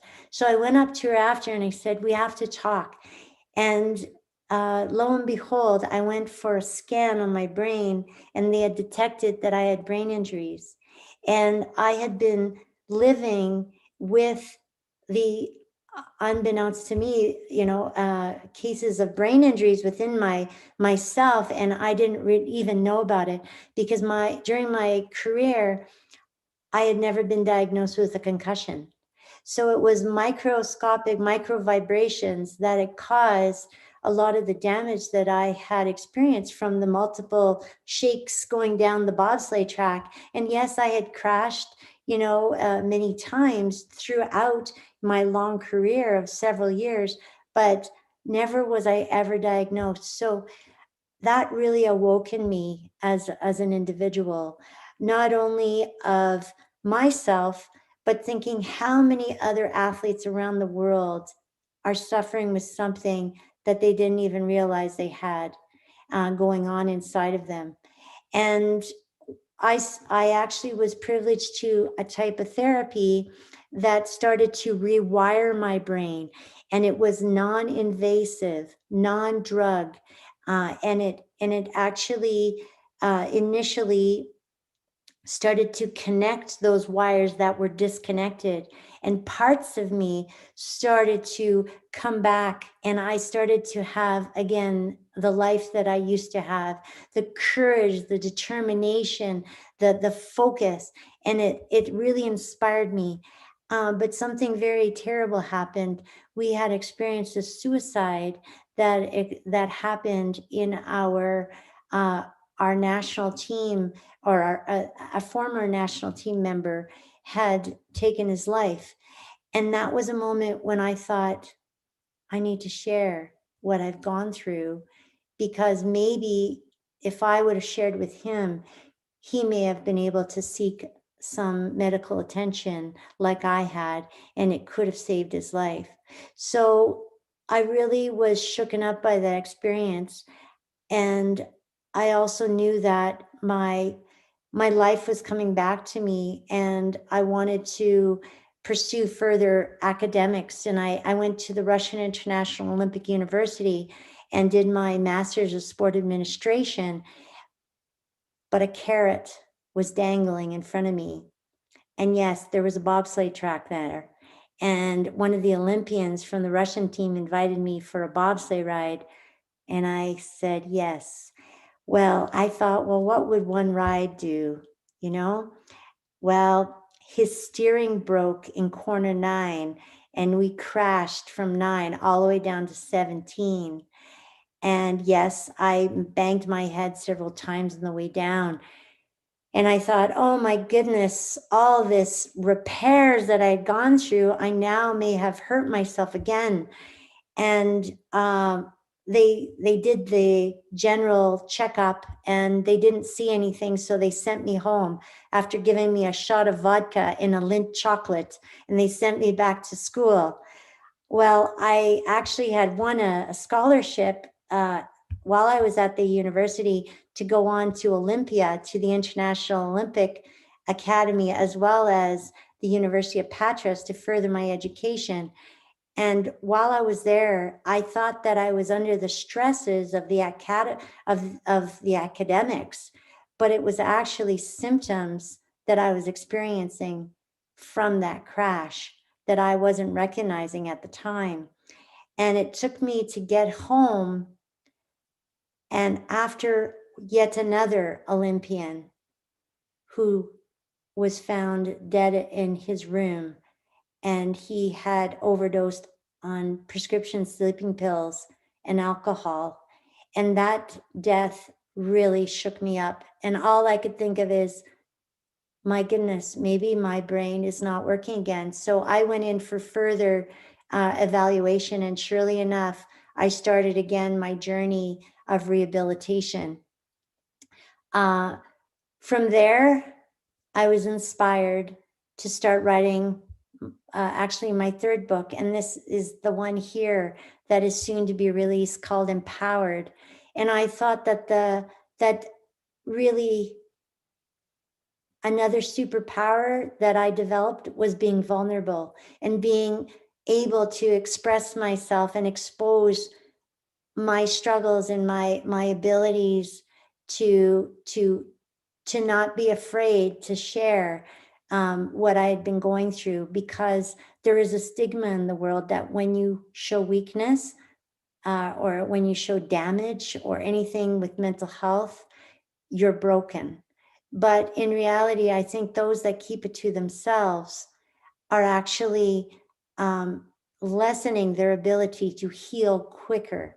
The healing comes first with sharing and being vulnerable and asking for help. And the more that we can do that amongst one another and share our vulnerabilities, that is actually true strength. And so I started to write my book, share my story. It has since evolved into a movie that is about brain injuries that I experienced and how it is in the sport arena. I'm a big advocate of sport. I would never, ever deter anybody from sport, but we do know a lot of information now that we must take heed of and really take advantage of the science and the different devices that exist. I'm currently involved in a study that's preparing to launch in UCLA in the US, and it's all about collecting data from alumni from the sliding sports, and eventually will expand amongst all sports.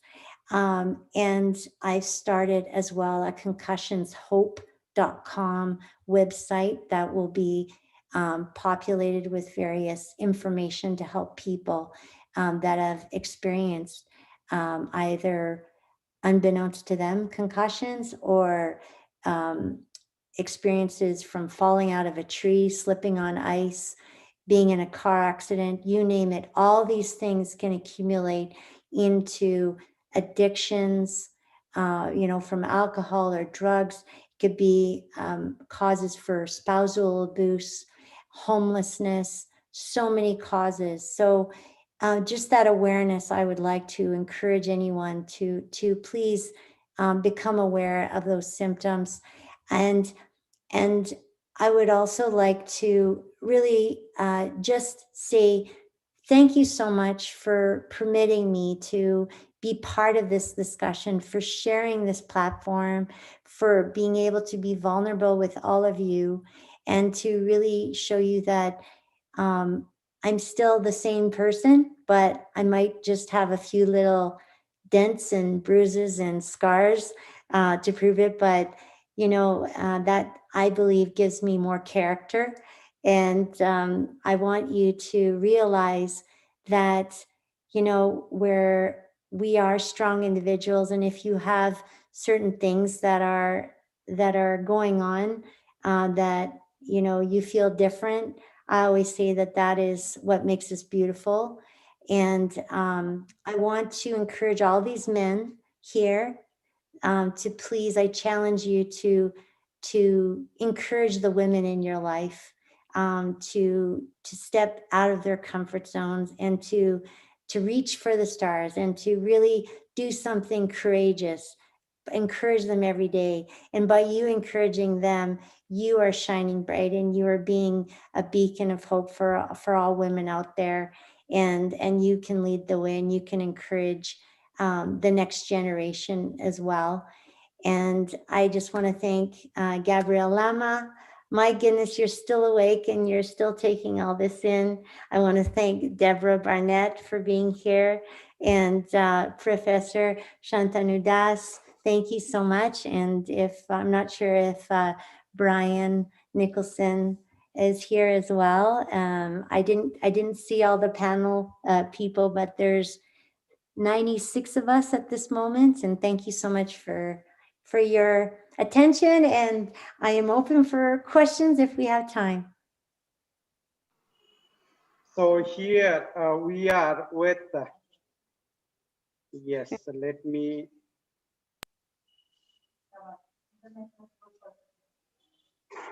Yes. So you could see we are feeling great with 4 Olympians, and one side myself and another one side former chief coach of Sports Authority of India. So this is how, I don't know what best we can ask for. Christina Madam, Gabriel Lamaji, Lulu Hadiantosa, and Deb Burnett. So this is so wonderful. So I would like to request everyone to smile. Yep. Everyone to smile, please. Wow.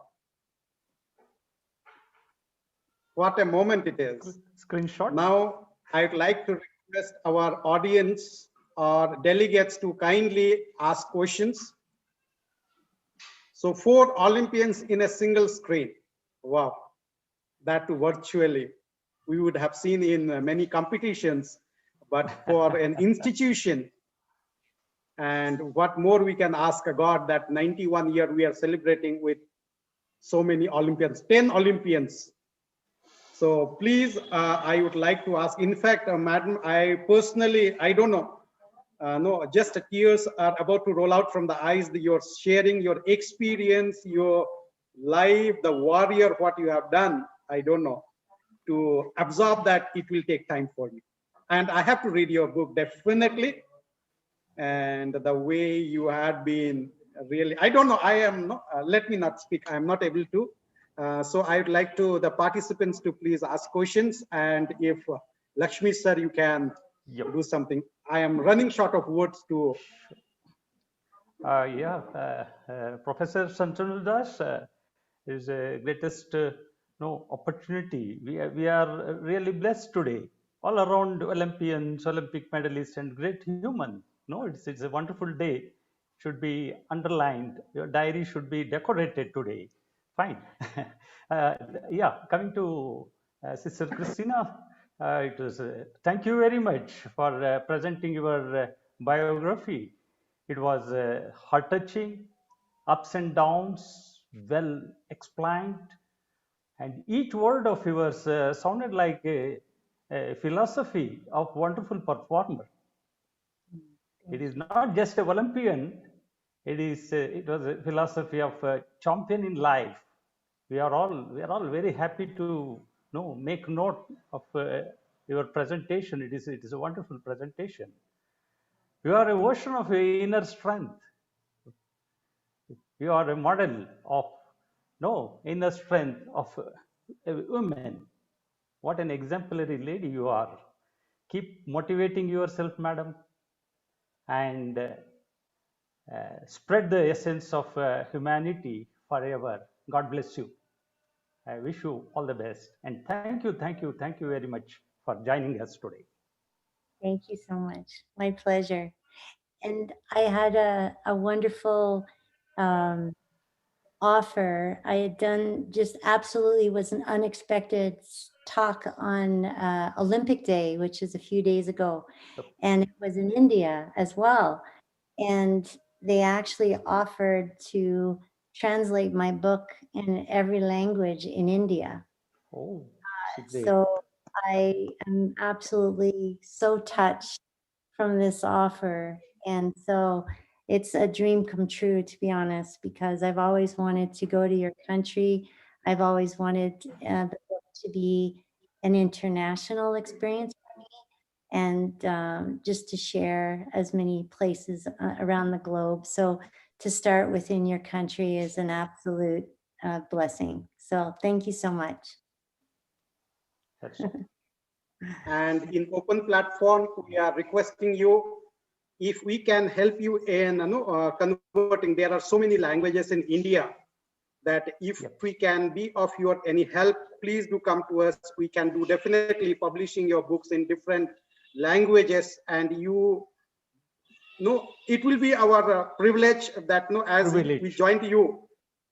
Yes, so hope you can give us this opportunity of lifetime to translate your book into Indian languages, so that the journey what you have taken and the real warrior what you could see, so hope I will be in touch with you after the program, and let us have more discussions related to your conversion or translating of your book into different languages, because India being a country, but there are so many languages, and to understand your journey, it will be very great, so that they can get motivated with. And we, being 91-year-old organization, definitely, ma'am, definitely will, definitely. Yep. Yes. Thank you. Yes, ma'am, definitely. Professor, so I would like to. I've got a short. Yeah, please. Short question. What is the first major reason for attrition in your skiing sport? Snow skiing, attrition, dropout. What is the first major reason why athletes stop doing skiing? Oh, why? Reason for dropout, or we call it as attrition. They go away. Why? Oh, so the question is, why do people drop out of skiing? Is that what the question was? Yep. First reason. You know what? Are they asking me personally?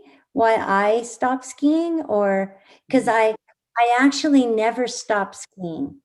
But while I was on the national team, they did not want us to ski because they were concerned with injuries. So if we would get injured doing recreational activities, that was no. So they always tried to protect their assets, which were us as their athletes. And they would always encourage us to do like sports that would empower us and would develop us and our abilities, but never endanger us from injury. But I was a very confident skier, having skied since I was 2. So it was something that I would sneak a couple of a couple of days of skiing every year, just to keep my skills up and to enjoy the day with my father. Yeah, my grandmother kept skiing till she was 89 years old, and now she's 101. So we have quite a history. And her husband and her started a ski hill as well, and the ski hill was called Mount Olympia. And on the logo of the ski hill were the Olympic rings before they were illegal to use those Olympic rings, before the IOC. So I always said that there was always foreshadowing in my life of going to the Olympics. Thank you very much. You're welcome. Yeah, the one question, or in fact, it's just a talk. Hard work always pays. So we should never lose hope and heart, and we should keep giving our best. So there is no question. In fact, there is one driving motor on ice needs a lot of control and balancing and the coordination. How you could manage that? So driving on ice? Driving motor on ice. Yes. Needs a lot of control and balancing and coordination of the brain. So how you could do that? Okay. Well, the one thing that people think is that we actually have a lot of control, but we only have control to direct let's say their skates, which are actually, they don't have edges. So it's only on certain areas on the track that there's pressure. And where there's pressure is only the time that you can steer. But if you try to steer when there's no pressure, you can start slipping around. So it's it's all about timing, precision. And if you are steering at the wrong time, you can actually create a bad accident or lose a lot of time when you're going down. So it's the concept is, people think that we have more control than we have, but we have to guide the sled down more so than steer it like a car. Does that make sense? Yes. The best way is just to try it. So you guys have to come to Canada, and we'll have to arrange, or maybe we can meet partway and meet you in Switzerland or somewhere in a winter domain that has a track. Yeah. So really, madam. Yes. So I could see from the chat, everyone only appreciation, and they are not just like dumb stuck. They just listen to you. So I don't think so any question can come. The life you have taken as a journey. So it will take time to absorb and to understand, and the values what you have in you the aura of what you must spread among. And please do come to India. So now I won't leave you. I'll be troubling you. I'll be bothering you. So please don't take it as to be a trouble or something else. It will be our pleasure to meet you. It will be our pleasure to host you. It will be our pleasure to join hands with you to translate your book into different Indian language, so that people in India, because India we call as a motherland, we respect women.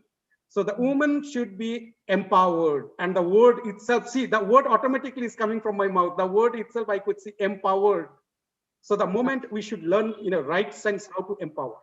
And I think, I forgot the name of a great philosopher. They told that the country where there is respect and empowerment to women, the country flourishes. The country flourishes.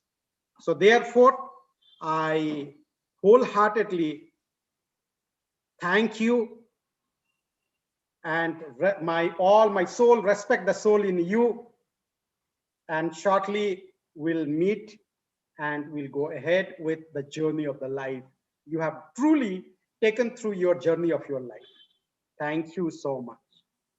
Thank you so Thank you. much. Thank Thank you. Thank you. Thank you, Deb. So before going into our next speaker, I would like to request Deb Povey Burnett, Madam. Deb Burnett is founder and CEO of Discover the Olympian Within. For the past 3.5 decades, she has used her personal athletic adventures and MA in sports psychology to coach, teach, and speak to athletes of all ages, levels of competition, and across multiple sports. Dave has the unique experience of having both completed and coached at the international level, plus involvement in sports associations in 4 different countries and 2 different hemispheres. With over a decade as an elite athlete, including 2 Olympic Games and 3 World Cup tournaments, plus her multifaceted understanding of team environments, Dave is tremendous asset for any athlete, coach, or sporting organization. Dave is passionate and determined to help athletes and coaches take their game to the next level. This shines through her work in the enthusiastic, encouraging, and empowering way she coaches and presents. Dave believes every person has greatness within. It is just a matter of developing consistent daily habits that have proven to be foundational to optimizing performance, building resistance and resourcefulness, and fostering peak performance culture. The road to personal and performance success requires training not only physical components, but the mental, emotional, and spiritual as well.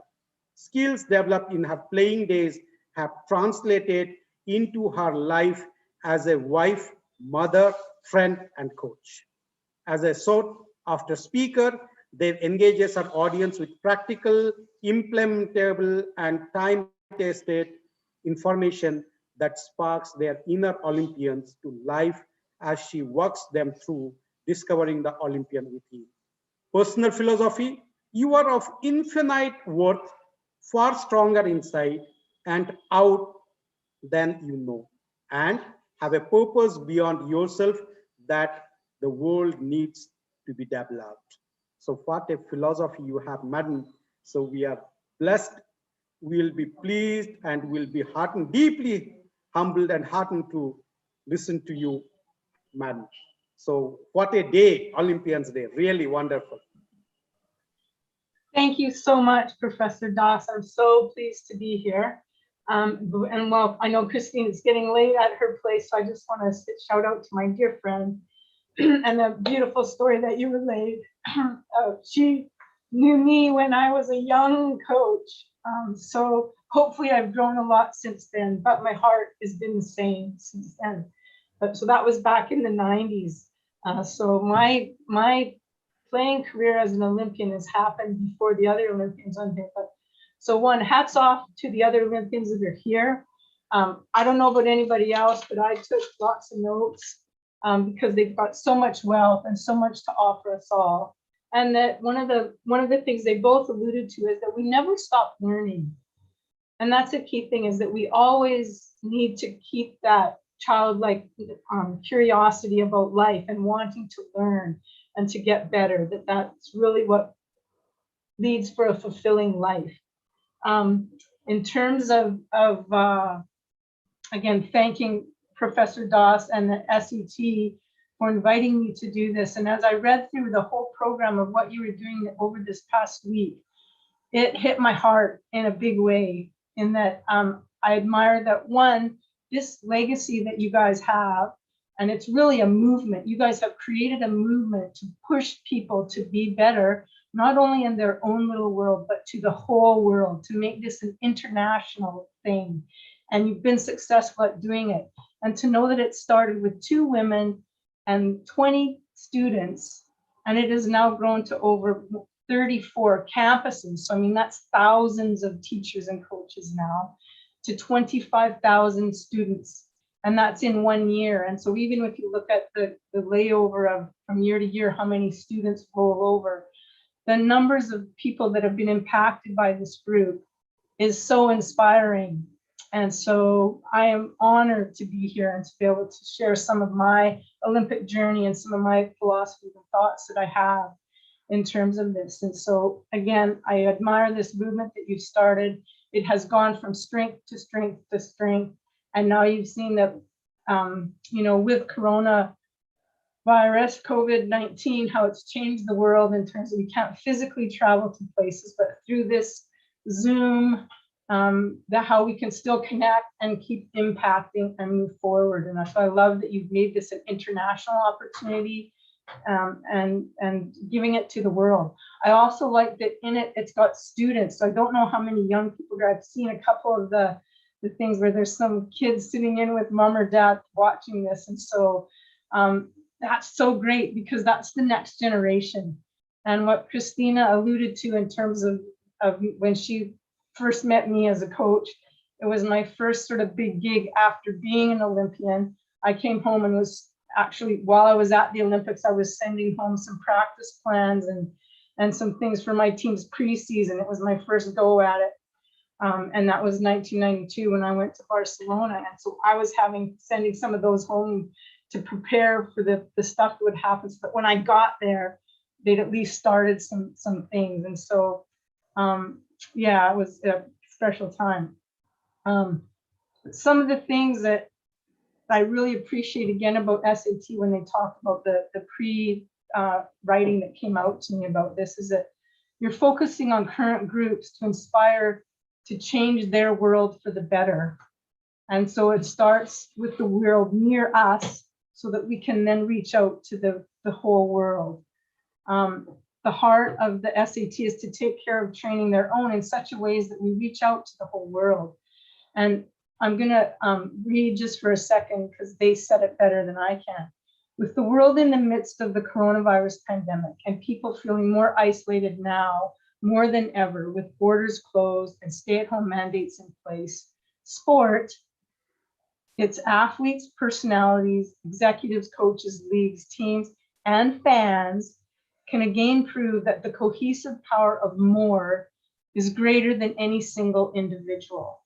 You've heard both the athletes that came before me, and you're going to get a consistent message from me is that we did what we did, not because we were necessarily special, but because we had people that helped us, that they saw the dream that got sparked in us and saw what maybe at times we couldn't see that goodness of where we were going to be able to go, but they could, and that they helped us to get places, and that even after sport, there was still work for us to do. And that, again, it requires a team, it requires a cohesive unit in order to move forward like that again. So just to give you a little bit of background about me, I'm Canadian born and bred. I grew up in small town Canada. By the time I was 11, we lived in six different places. And so for me, I was always the new kid, always trying to fit in and always trying to figure out where did I belong. I always had athletic ability. I was told I came out of the womb running and I just never stopped. And so in terms of that, for me, when I moved to new places to fit in, was always trying to, you know, what's happening at the playground? You know, what are other kids out doing? What are they playing? And so that was my way. I'd go there. I was good at most sports. Kids liked to have me on their team in terms of a kid that could get stuff done. But if you were to look at me, how a teacher might describe me and what would have showed up on my resume, it would have been something to the effect that Deb is distracting to other teammates. Deb is super competitive and not a very good loser. Deb doesn't like to lose and will even get into fisticuffs over how to make things better. And so the kinds of things that you wouldn't really want on a resume, right? Like I was a kid that managed to get into a lot of trouble, and partly because I couldn't find where I fit in. And if I lost at something, I took it personal and I felt like I was a loser, that it wasn't about the game that we played, that it attacked me individually. Now, back then, I didn't know any of that. And it's only been in hindsight and kind of working through things that I've sort of figured that out, right? But if you kind of, so that's when I was then 12. So 1 year later, my family comes up, my dad, mom, dad say, we're moving. I didn't ask why, because we'd already moved so many times. But I just was kind of, okay, where are we going, right? So instead of being a prairie province where there's like some hills, but there's no mountains, we were moving to the heart of the Rocky Mountains. It was going to be, you know, big mountains, rivers, wilderness. So for me, there's two things kind of going on. There was, okay, what's on the good side? What's on the bad side? And there was a part of me that I was so angry. I didn't want to move. I finally had a best friend after moving so many times and to different schools and different things. I actually had a best friend. I was at a school where there was sport and sport activities that I was able to get on. I'd made a gymnastics team. And so I was starting to kind of get a feel for the gifts that I'd been given, how I could use them. And now we're going to be doing another move. The other positive was I was going to miss the last 2 months of school. So that was kind of cool because I was okay at school, but I really went to school to be with other people and to play games at recess and play games at lunchtime and to play games after school. That's what I went to school for, right? And so to be moving again was like, okay, now I have to try and fit in again. And I wasn't so good with words. I was good with my body and again, playing sport or playing activities. And so again, now I was going to be having to do that again. And so I was still kind of angry because that's how my emotions came out. And again, in hindsight, I wasn't just angry. I was scared. I was afraid. I was unsure of myself. I was not confident in how I was going to be able to fit in. And some of the things that Christina was very vulnerable about in talking about, we on the outside as an Olympian, when you kind of get there, people look at you and go, oh, you got it all put together. Look at you. You're this, you're that. And we're not. We're just on the inside. We are as vulnerable as everyone else. I think what puts us a little bit different is that for whatever reason, there's a seed inside and we've got the right people backing us, is that we're able to take some action knowing we're going to fail, that we're going to fall. We're not going to get it right the first time because the coach gives you a new drill or a new skill. We don't know it, but we were willing to kind of take that step, fall flat on our face, but then get back up and try it again, right? And so I felt that in terms of doing this move was kind of like, okay, what's going to happen, right? Well, what was neat is that I went from being a primary school kid to now I'm in junior high. So, hey, I'm a big kid now, right? Because, hey, I'm no longer in primary school. I'm up over here in junior high. And what changed for me is that there was organized sport with the school. That's how it worked in Canada. So now we had school teams that you could try out for. It was organized. You had an actual coach. Whereas really before that, it was all playground stuff. And you get the playground. So no adults are supervising you. And so it was no one to say, hey, Deb, the way you're behaving isn't appropriate right now. Like, you know, we lost the game. It's not the end of the world. Don't respond in that way. And don't go calling that kid names or doing, you know, pushing that kid or doing that.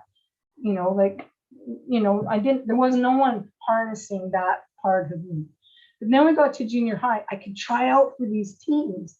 And it was like, all of a sudden, some of these skills that I hadn't known how to use or where to direct them were getting directed. There was coaches speaking into me and go, hey, you've obviously figured out how to do the layup. Try this. and always challenged me with new things. And I love the physical challenge. And that allowed me to become more secure in myself and start to look inside to compete against myself and not compete against other people, which both Gabrielle and Christina talked about.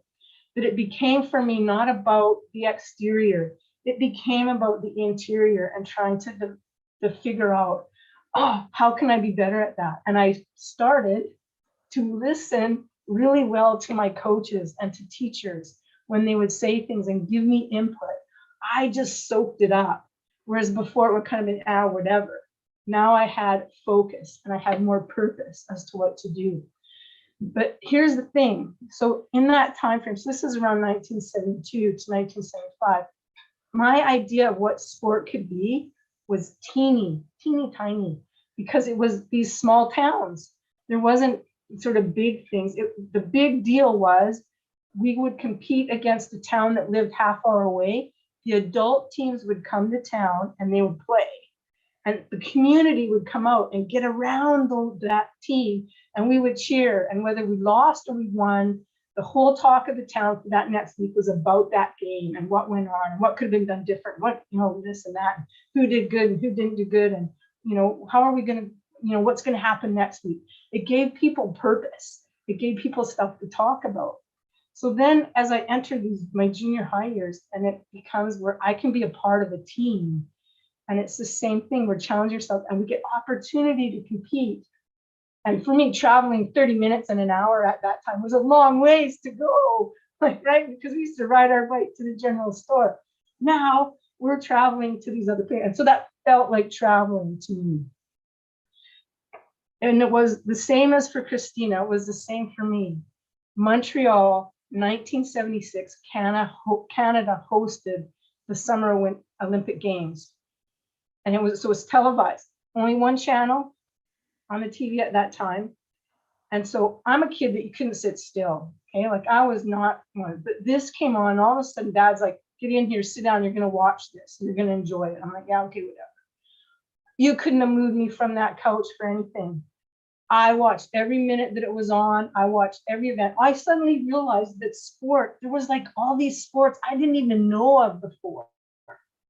There was all these countries that I didn't know of before.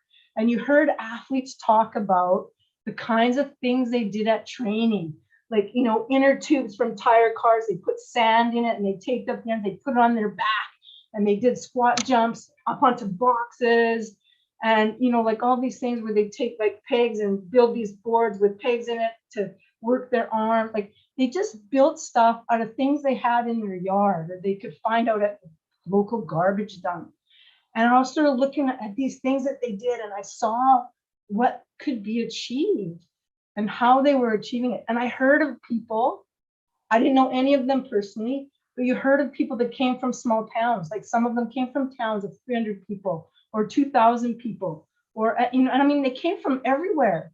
And there was women and there was some that were younger people and some were older. Like there was this thing again, truly, and I'm going to read because again, it was written better than I could sort of say it, is that in the intro of inviting me into this platform was that health and sports have traditionally served as a global unifier.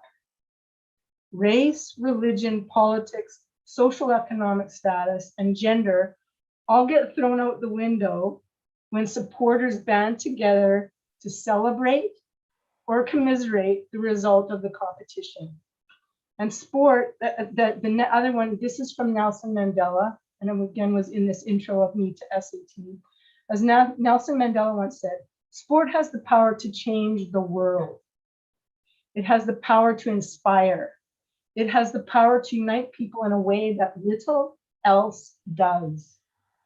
And when you think about it, like when I looked at that sport and to see how it could bring together the world, and even if wars were on in countries, they stopped and they watched the Olympics. And even when you go back to Pierre de Coubertin, right, that's what happened when the Olympics were on, the war stopped. And that didn't change until World War II. And we saw how out of balance the world got with that. And so there was at that point a break in the Olympics for the first time of the modern Olympic Games. But as I think back to that, think back to me, a personal story that I have from 1992 that helps to kind of go in, and part of the whole behind the whole idea behind this conference that you put on, right, is to look at one as how is COVID impacting this, and what can sports personalities, all of us from every gamut, use to help deal with what's going on, right? But it's also to educate, to empower, and to enrich, to help people move forward. So it's not, we can use the sporting and the proof from sport that's together, by fighting together, we can change the world for positive. There's been so many proven examples of it in sport, that sport becomes bigger than the individuals involved in it, bigger than the team involved, bigger than the country even, so that it can impact the world. And that one that sticks out for me as a personal experience was in 1992 Olympics. For me, that was my second time of getting to be there. And so you learn some things when you do things more than once. Hopefully you learn to change things in a positive way. And one of the things that I did the first time around, it was kind of overwhelming. You get to the athletes' village, and there's so much, I'm going to call it privilege because I don't really know what else to call it. But you get there, you can eat any time of day, any kind of meal that you want, because athletes, it's open, because it's open all the time, and there's all kinds of food there. And some of it's really good food for you to eat, and some of it's not. It's Snickers bars or Mars bars, and it's like Haagen-Dazs ice cream, and you shouldn't be eating that as your main meal, right? Okay, you could get your eyes checked for free to see how you're doing. You could get your teeth checked. There was bowling alleys and arcades, and there's all this stuff that you can go do for free. And some of it I would never even do at home if it was free, but you kind of start doing it anyway because it's just there, all right? And what I felt I missed out on when I was there the first time is I didn't meet very many athletes from other countries. And I felt like I missed out. And partly because I'm a social person, I'm an extrovert, I like to meet people. And when I came back, I had people ask me some questions, kind of, what did you do? And then I started saying what we did. And I was like, oh, it's not even stuff that was necessarily so different than being home. And I wanted to be able to go, when I tried to, who were the athletes I met, or who would I have liked to have met, and find out what it was like for them. And so second time around, I made a conscious choice that I wasn't gonna get caught up in some of those things that were provided for us unless I needed it to help me perform better, and that I was gonna make effort to meet athletes from other countries. And if you want to put in the chat or whatever, how many of you in 1992, if I said the dream team, you know what that is? Right? Now, for me, I was a bit ticked off that professional athletes got the opportunity to participate in the games, because I felt, and part of Pierre de Coubertin's official, his dream about it was that this was for amateur athletes, for people to, from every walk of life could take part in this. The whole reason for this term, the dream team, was because it took all the best of the NBA athletes from the United States, okay? And there were some international countries that would have been in those groups as well, but all the ones that were American citizens, and they put them on one team and called the dream team. It's like, we're gonna go and annihilate everybody. And as much as I love to watch high performers perform, the whole idea of that was like, it's no fun watching people get smashed. Like, they're smashing teams by more 40 points or sometimes more, right? And although I had an opportunity to go watch them play, I chose not to go to that one, and I chose to go see some other events. But what happened the night before the bronze medal game, and for me, this is the other dream team, is Lithuania. For 52 years, they had been, since World War II with Hitler, Lithuania had been taken over through war, so violent death, all ugly stuff, right? And there was oppression. taken over, and they had to abide by Russian rule. So for 52 years, here's a country that in their heart, and they had politicians who always were trying to stand up for us and say, we're not giving up. We still see a day where we are going to be free, where we're going to be our own country again. And while under Russian rule, Lithuania, prior to that, basketball had been their sport, and they were good at basketball. And so when they got taken over by Russia, key players on the Russian team were always Lithuanian citizens. If you look at 1988, which was my first Olympians, and when Lithuania went to that, they were on the Russia team. 4 starters on that team were Lithuanian. 4 to 5 were Lithuanian, but they participated under the Russian flag, the Russian anthem, and the Russian uniform. But inside those players, okay, and some of the other people back home, there was still this spark. One day we are going to participate as Lithuania. In 1990, and again, it was ugly. There was deaths, there was fighting. It wasn't peaceful. Lithuania earned its freedom. 2 years later, their men's basketball team had earned the right to attend the Olympics. The question became, how could they get there? There's no money.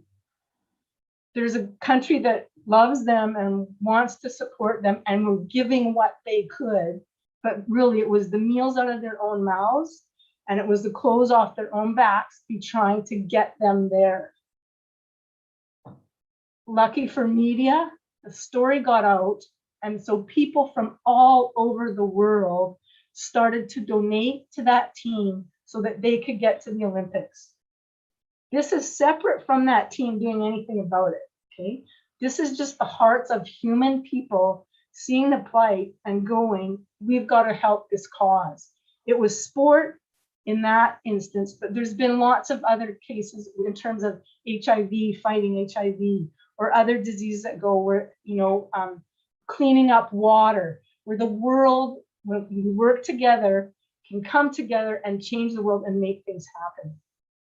Now, Grateful Dead is a rock band that was really big at that time, and they're big basketball supporters, and the story got to them. And so what happened is they got a hold of the team and said, we're going to sponsor you. They had an artist who created a warm-up out uniform for them. It was in their colors. It was tie-dye. It was very out there. And again, so sponsored so that they could get to this tournament.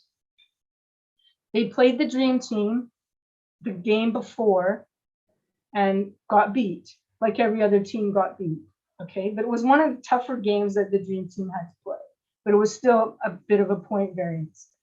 But now it's the night before they're going to play Russia for the gold medal, or Russia for the bronze medal, okay? So 1992.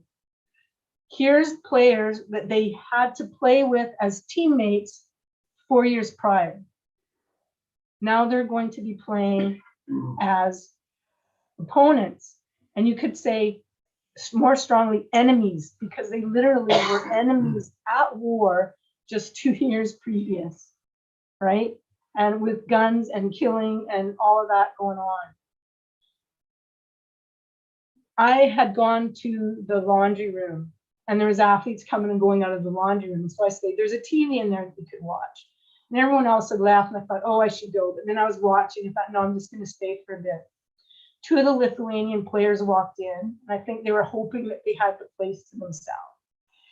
So anyway, they're doing their laundry. We start up a conversation, after a bit, I realized they're basketball, and I asked, which team do you play for? And they said Lithuania.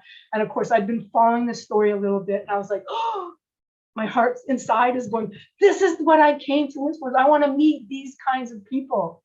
That this game is bigger than them. And so I kind of said, you must be feeling all kinds of pressure. And I don't mean to say that in a bad way. And I say, I can't really compare my life to yours at all. And the only thing that I can say is that in 1988, I was a Canadian athlete. And one of the biggest publicized events at that was the race between Carl Lewis and Ben Johnson for the 100-meter gold medal. And as it played out, for moments, we thought that Ben Johnson had won the gold medal as a representative of Canada. Shortly afterward, he got tested positive for steroids, and that was ripped away, and it was given to Carl Lewis. But as a Canadian athlete, even though I'd never met Ben Johnson, his coach, I had nothing to do with any of that part, media people found their way into Athletes Village, and they're coming up trying to interview. So what did you think of the big news? And how many of you are taking steroids? And it's just like all this stuff starts to happen that you have no control over. You have no part in playing in it, but the world gets to see it play out in front of your eyes. And I went from being very proud to be a Canadian to all of a sudden it was sort of like, if you were a Canadian, like, oh, you're like, you know, you're garbage. And even the days following, if we got into a taxi, and you don't know, I didn't know very much Korean, you know, and they didn't know a whole lot of English, you play a little bit, but then as soon as you go Canadian, you go, oh, Ben Johnson.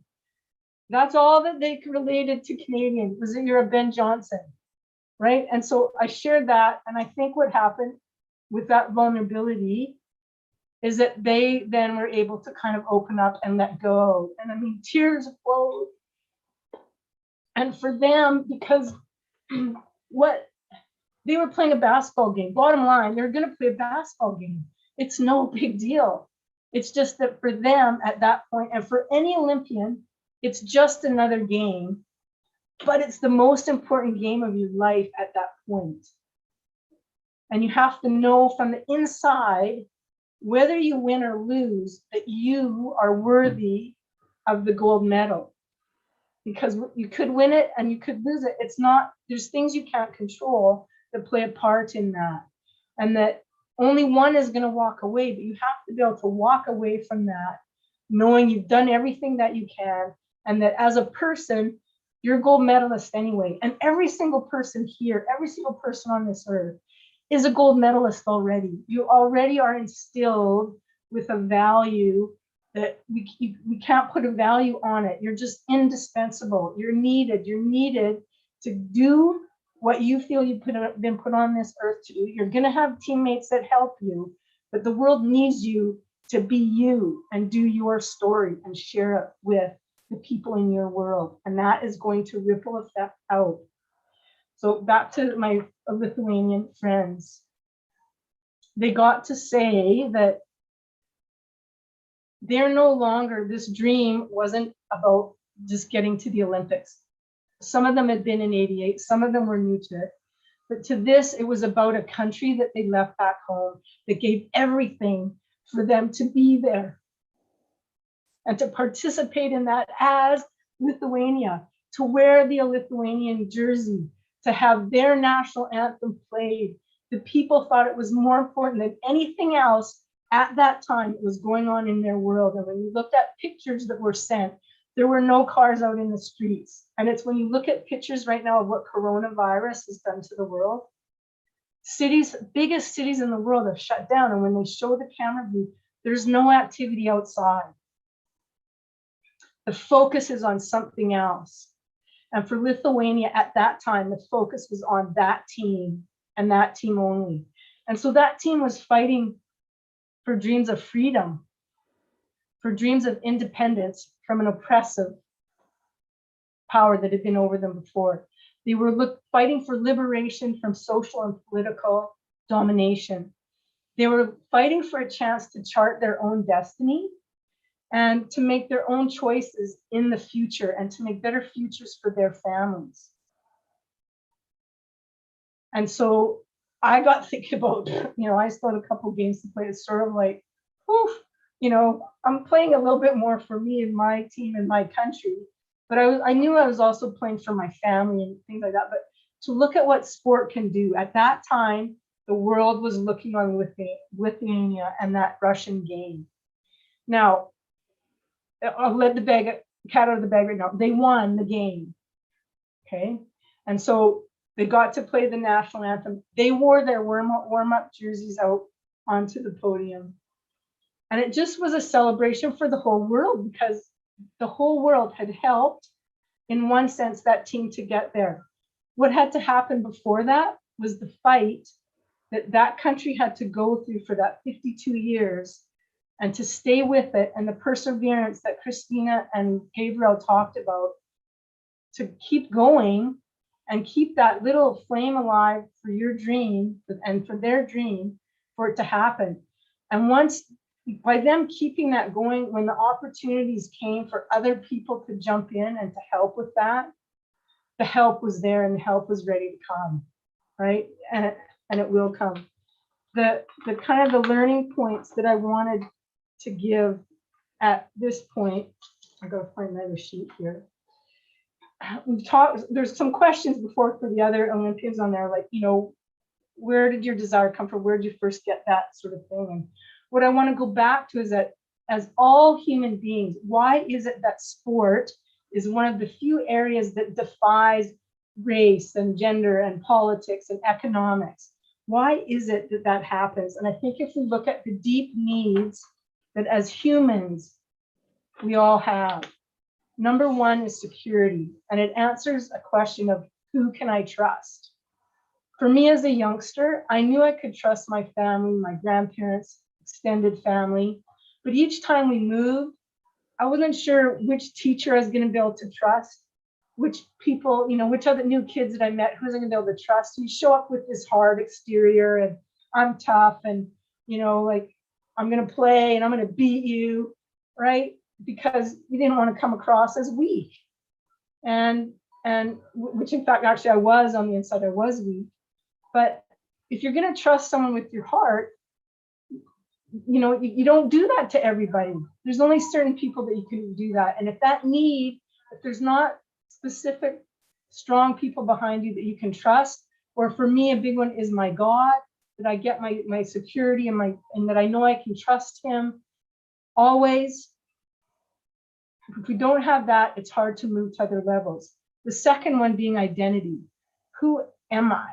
And those three words seem like a simple question, but then when you really start to look at it, you're kind of like, well, who am I? Right? And so, you know, Christina talked about her dad. I'm more like my dad, right? So we start to identify with people, and lots of people identify with sport heroes, right? And it's like, but we need to look at who am I on the inside. So back before I got my Olympic dream, or kind of got that spark, I was a energetic, unruly, unharnessed, you know, feisty, gritty kid, right? And it was to learn and to harness that and go, I am a person of worth. I am a person of value. I have the ability to work hard towards goals. I'm going to be different than other people, and that's okay. But you have to come to this point of having identifying who you are. The third one is belonging. Everyone has a sense of belonging, and it's not just about where do you want to belong in. I may have wanted to be on an Olympic team, but the other side of that is who wants me, because there needs to be a place where you are wanted as well, and it needs to be a fit that works. I couldn't have been Christina, beautiful voice. I've heard her sing and sing. As much as I would like to be able to sing, I can't sing. And I'm one of two kids who didn't make the Mountain Ash Singers from our grade 6 class, okay? And she just outright came, I'm sorry, you're tone deaf and you're throwing all the other people off. Normally we can keep people, but it's just, whoa, right? So, hey, naturally not a singer, right? Purpose, number 4 is purpose. Why am I alive? Right? People, as individuals, we need to know, we need to come to a sense of what is my purpose and why am I alive? Okay. In the beginning, I thought I was there to irritate my parents, I think. That's what they must have thought, because I was always going to call, why isn't Deb at figure skating practice? Mom would go out and try and find me, and I'm out playing somewhere else. We'd like, get over here, apologize, get into your thing, right? Or they'd call and like, okay, she made it to school today, but she is soaking wet. We can't have her stay here. Like, what happened between the house and school? Can you please deal with that? Like, they were always getting the weird phone calls about, their energetic daughter, a nice way of putting it, right? So number 5, competence. What do I do well? Well, when you're talking to Olympians, one of the things we always do well is work hard. Okay, and I mean, everyone needs to look up and be able to answer questions about what is their competence. And what's nice about this world is that we all have different different seeds of greatness in us that are for us to develop to help the rest of the world, to be gifts to the rest of the world, but they're unique and they're different. So although you've seen 3 of us now as Olympians, you're going to see 2 more. You see that we're all different. We all come a little bit different. There's similarities that helped us get to where we were as Olympians, but you know, we are doing it with different personalities and different slants on things and different, like Gabriel's in a combative one now as a youngster. I went for team, like a big team with 11 people. Christina, I think, was it 2 or 4, Bob said, or did you do both? 2, okay, right? So again, different, but got to use our gifts to do that. Both Christina and Gabriel are now pouring themselves into other people and looking to develop them and help them grab that seed of greatness out of them. All right. And I've made that my passion for the last 30 decades as well.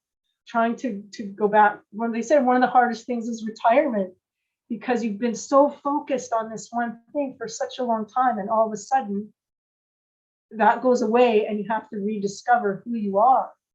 And you kind of lose that sense of, who am I?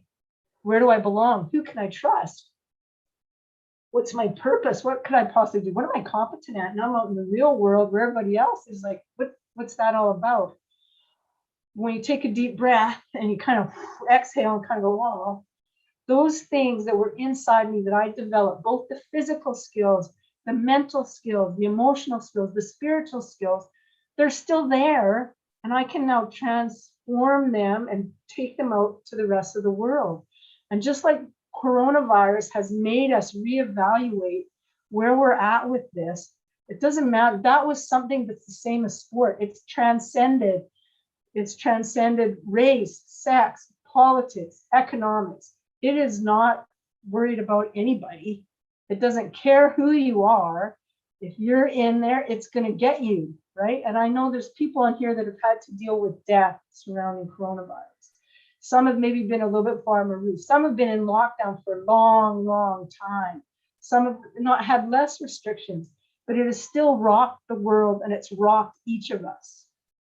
And so in terms of how can sport, again, some of the examples we've had help the world right now, and right now, say, as us as individuals right now, how can we take this background that we've got, whatever your role is in sport, to help the world in this next phase? And so there's 2 kind of parting thoughts. One, we are all ordinary people. Okay. This conference, you start off and you said there was a plan, you kind of went through and you chunked off each step day and ended up with the Olympians. We're just ordinary people. Gabrielle and Christina have mentioned things, you know, there's so many things about us that's not special. What made us extraordinary, especially as the outside world looks at us, it's the word extra, is that we decided at some point, I'm going to do a little bit extra today. And maybe it was 5 push-ups. Okay. Maybe it was, oh, our coach presented an idea about imagery where you think about the game before it actually happens. I'm going to try that some more. So I took that and did that a little bit every day now, right? Some of it, one of the things Gabriel talked about was nutrition, right? What are you putting into your body? Suddenly we became more aware of what we needed to put into our body, right? Christina talked about the outfits that you wear and that things need to be streamlined, and it's the technology around your sport that gives you that nanosecond of extra speed, because that's what it comes down to make the difference between good to great to greatness, right? So it was just a little extra, not extraordinary. We didn't go from ordinary to extraordinary. We went from ordinary, a little bit extra, a little bit extra, a little bit extra, a little bit extra, a little bit extra. And eventually that took us through different levels. We made provincial teams and national teams, got to international competitions, got to qualifying tournaments for the Olympics, and we made it there. Sometimes there's drawbacks like injury, sickness, the way the draw goes, what, you know, stuff, but it wasn't, in terms of us, we're ordinary people. And I'm going to put this out there, don't get offended. You're all ordinary, okay? We're all ordinary, but you all have the ability to be extraordinary. And it doesn't take something super grandiose for you to do it. It's just something little every day. And so I'm going to build on a word that Christina used, and it was called hope. She wanted to bring hope to people. And I think that's what, when you look at sport, all the sports stories that where it's changed the world, it's because it brought hope. It brought hope to Lithuania. You know, it brought hope. It brings hope to so many people.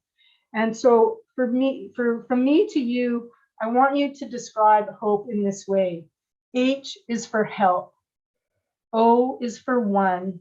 P is for person. And E is every day.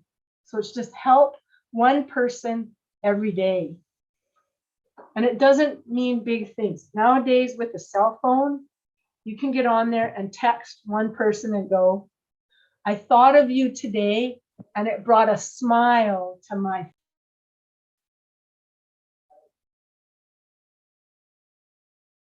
The thought of them made somebody smile.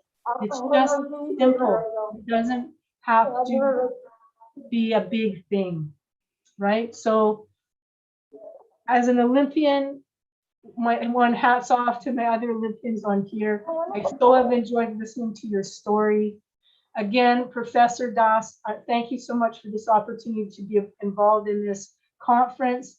I'm looking at why the title of why you put it together, how you set it up to march each day along and invite international people into it, to include students as well as teachers and leaders, is just, it's such a great concept, and it's reached so many people. And I just thank you for giving me an opportunity to tell my story a little bit. I appreciate it so much. So thank you, thank you, thank you. If anybody has questions or however you want to do it, I know that it's time for a break and people have been sitting for 3 hours, so you've earned a break.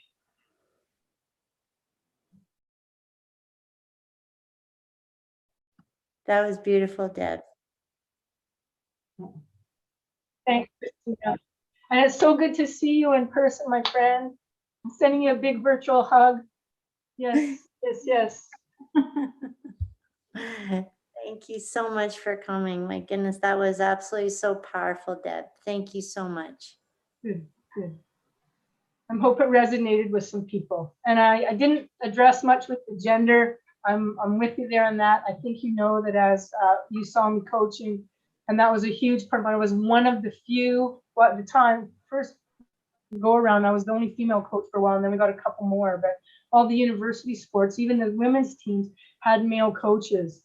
And in terms of the size of the budgets, and that whole thing was that we have a voice and we need to do it. And I know I pushed my players hard. I know I challenged them in lots of ways. And one of them was that we did a lot of our own fundraising so that we could have our uniform and we could have a warm-up jersey, and we could get some of the things that pull us together as a team, that you rally around, and just that and to learn to have a voice and to learn to run meetings and to learn that, everyone has a place. And that's for Professor Das, when you talk about a society that puts women in a place of importance, that it is important, that's a message that needs to get out, because there's a lot of the world that doesn't think that way and doesn't behave that way. But,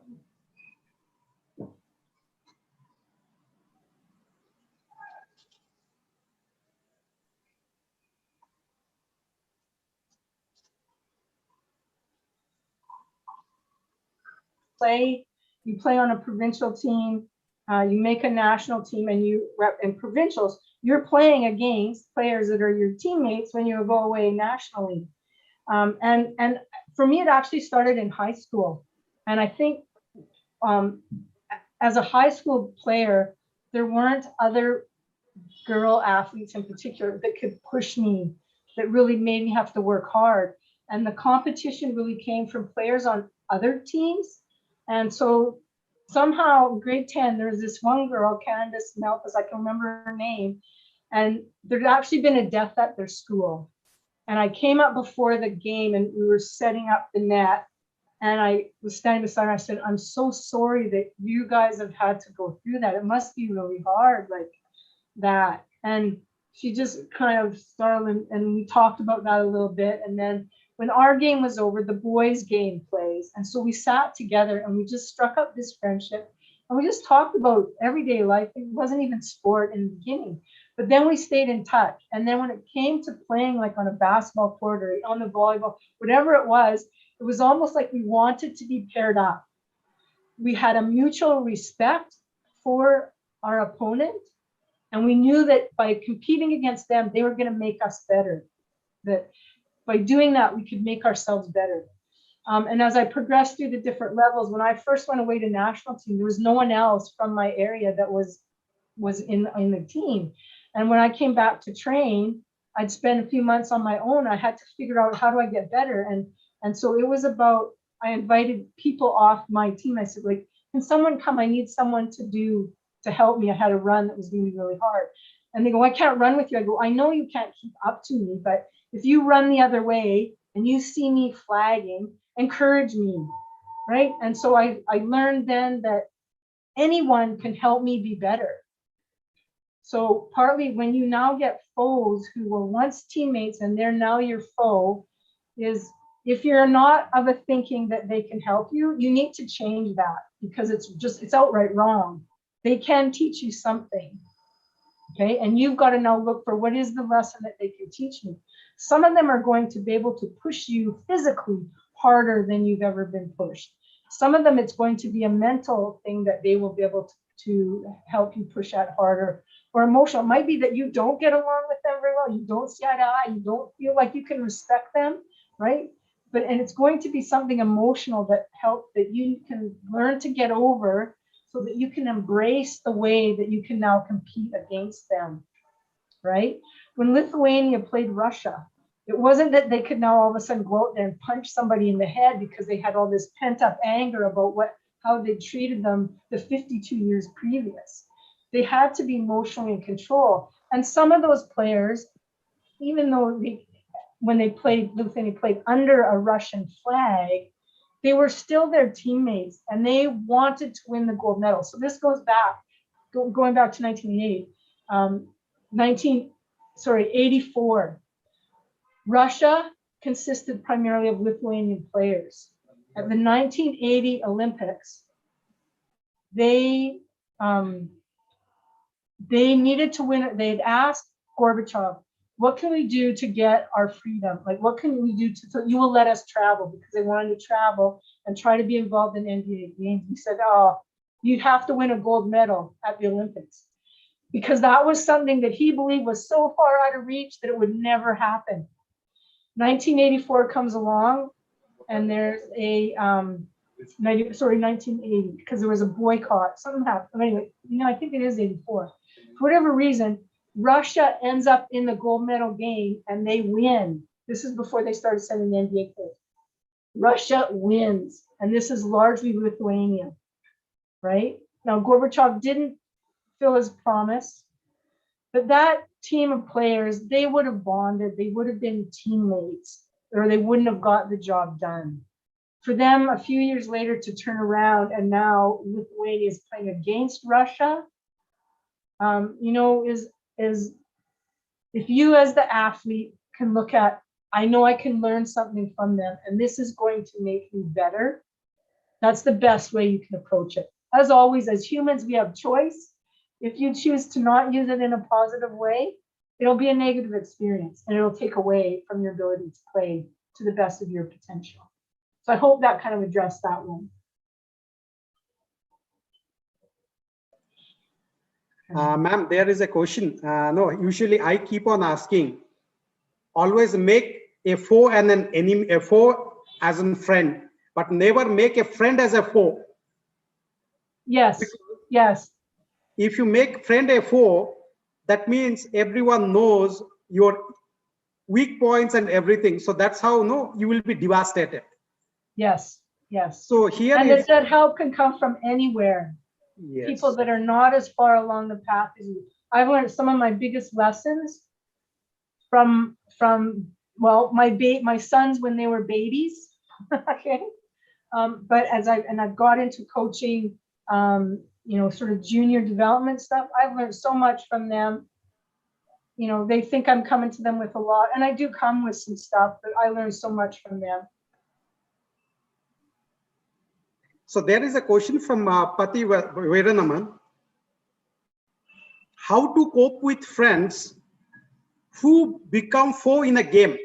Suddenly you find your friend has become an enemy during the game, either changing the opponent. Like take an example. We all are playing in a national game. Suppose take an example, hockey or football or soccer, anything else. But when you go for the club, you will see your friend becoming the opposite team. How to cope up with that situation? Because you have to beat your friend. How can that be done? When your friend becomes an enemy, how to do that? Yes. I think the best way, if you take a positive slant on that, is going to be, how can I get the most out of this game, this situation? And knowing that that person that's now on the other team is a person who can challenge you the most.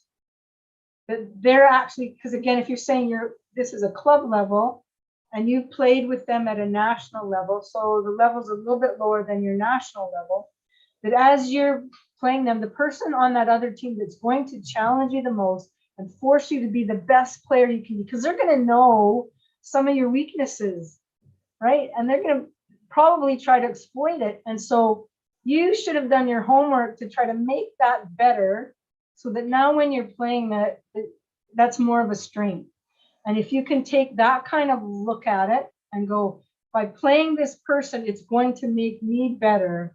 That's the best way to, and like Professor Das said, make that foe a friend as opposed to an enemy.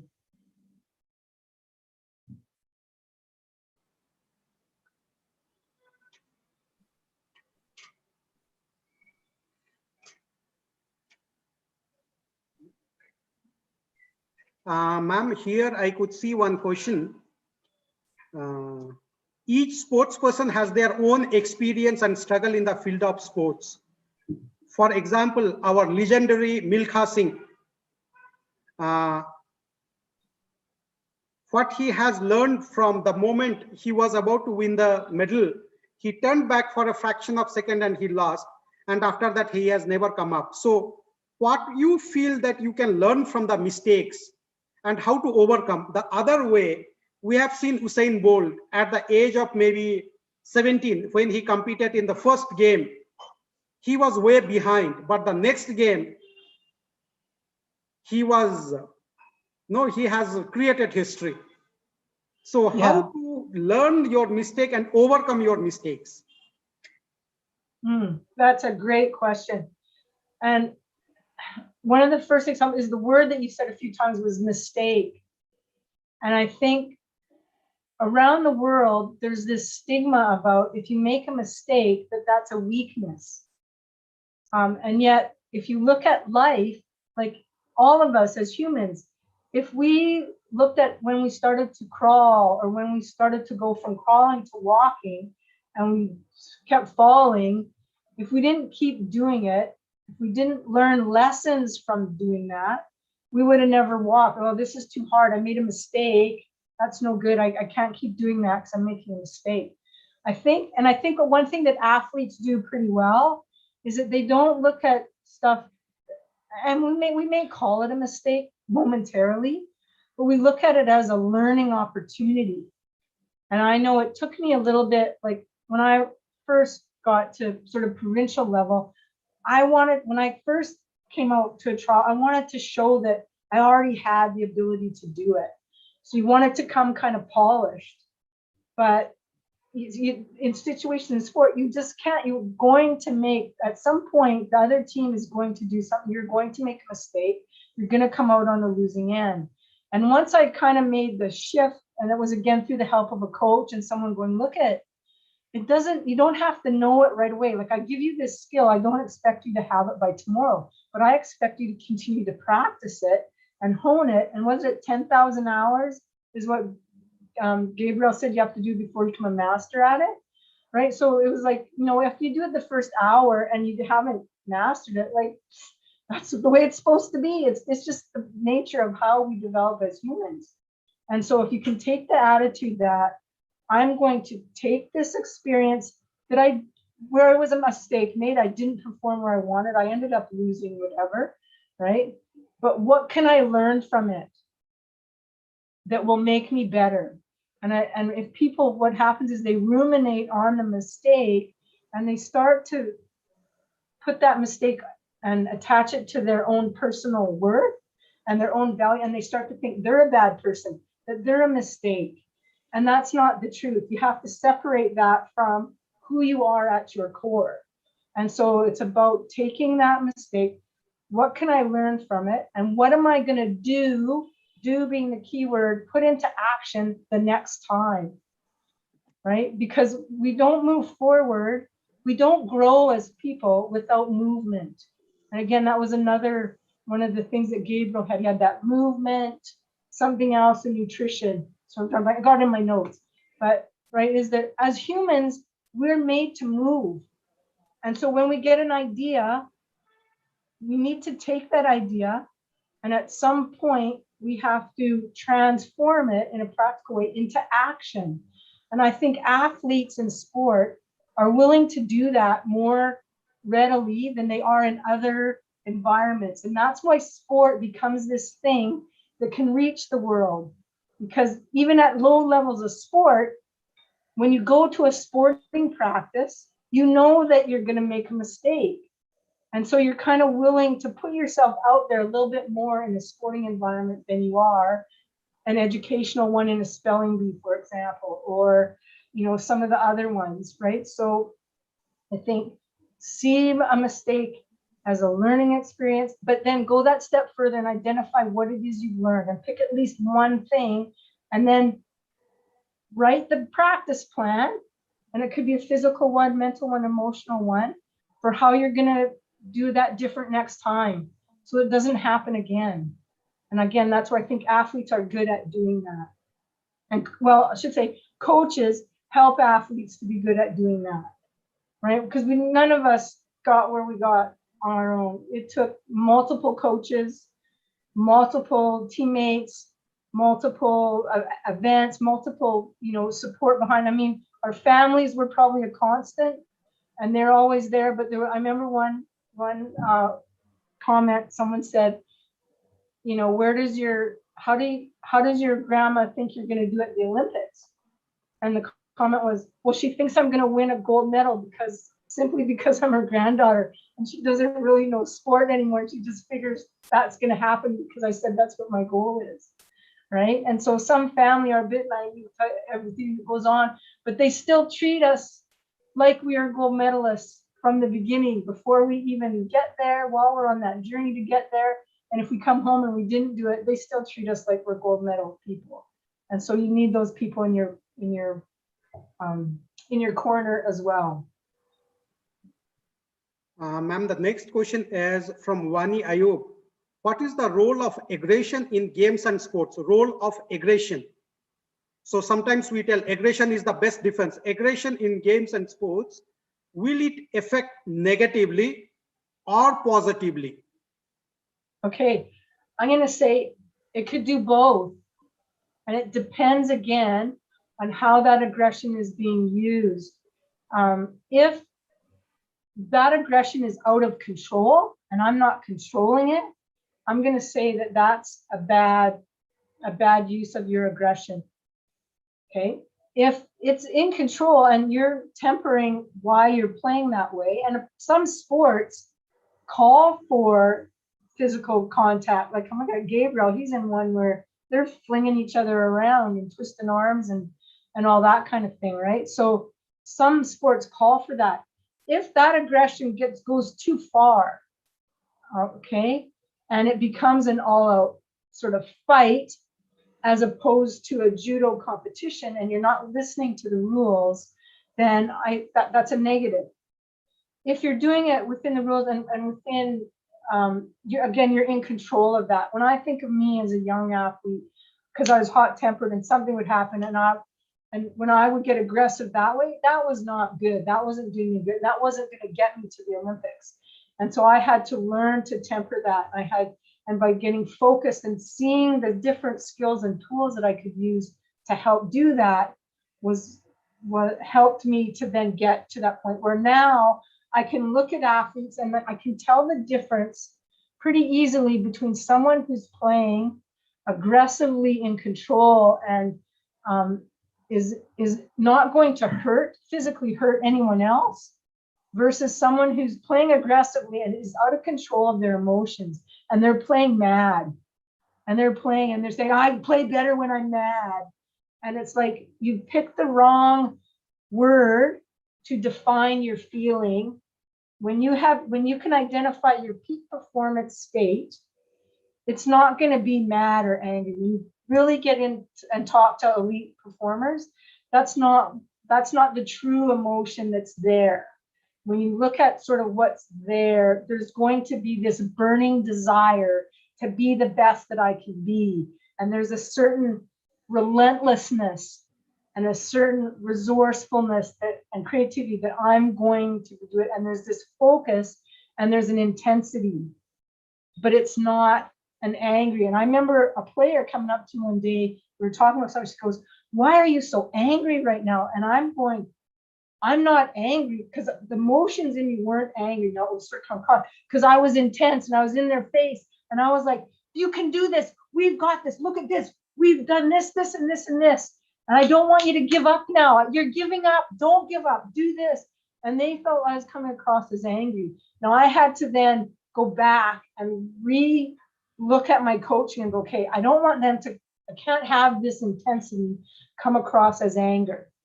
So I need to tone it down a bit, and I need to be able to present it more peacefully, I guess, so that they see the belief that I have in them, but enough energy that they can see that they can do it.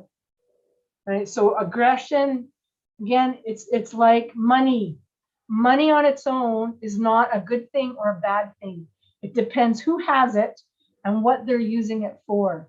Aggression, same thing. Everyone has some of it. Okay, everyone has aggression, and it all depends on how we're using it and are we in control of it.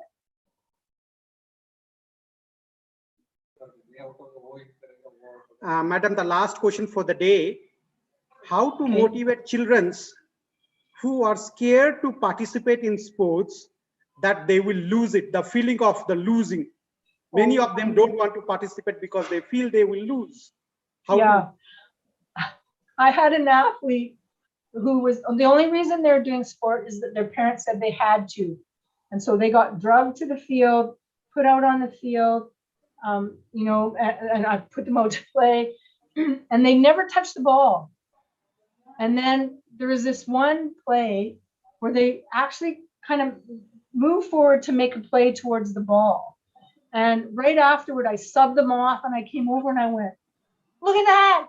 You almost touched the ball. That's awesome. Do you see how you can do it? You're going to be able to do that. And they go, I don't want to touch the ball though, really, because I'm going to lose it for our team. And at that point, the light bulb clicked for me as to why they weren't kind of doing some things. And so the way I handle, and what I would kind of say to this question is break it down even more. Get them at a practice one-on-one. Hand the team over to someone else, take them one-on-one, and give them where they're touching the ball all the time, and they get lots of positive feedback. And pick one thing that's a basic skill that you want them to be able to execute. And so for this kid, it was that when the ball came to him and he got it, all I wanted him to do was pass it away as quick as he could, right? and partly knowing the people I had around him. Again, the level of play, this would have been under 12s. And so that's all I wanted. So I got at practice where so he could receive pretty tempered ball, like pretty hard balls, and then he receive it and pass. And now the idea was through a space. So whatever player was in front of him from the team to pass around that player, that's all.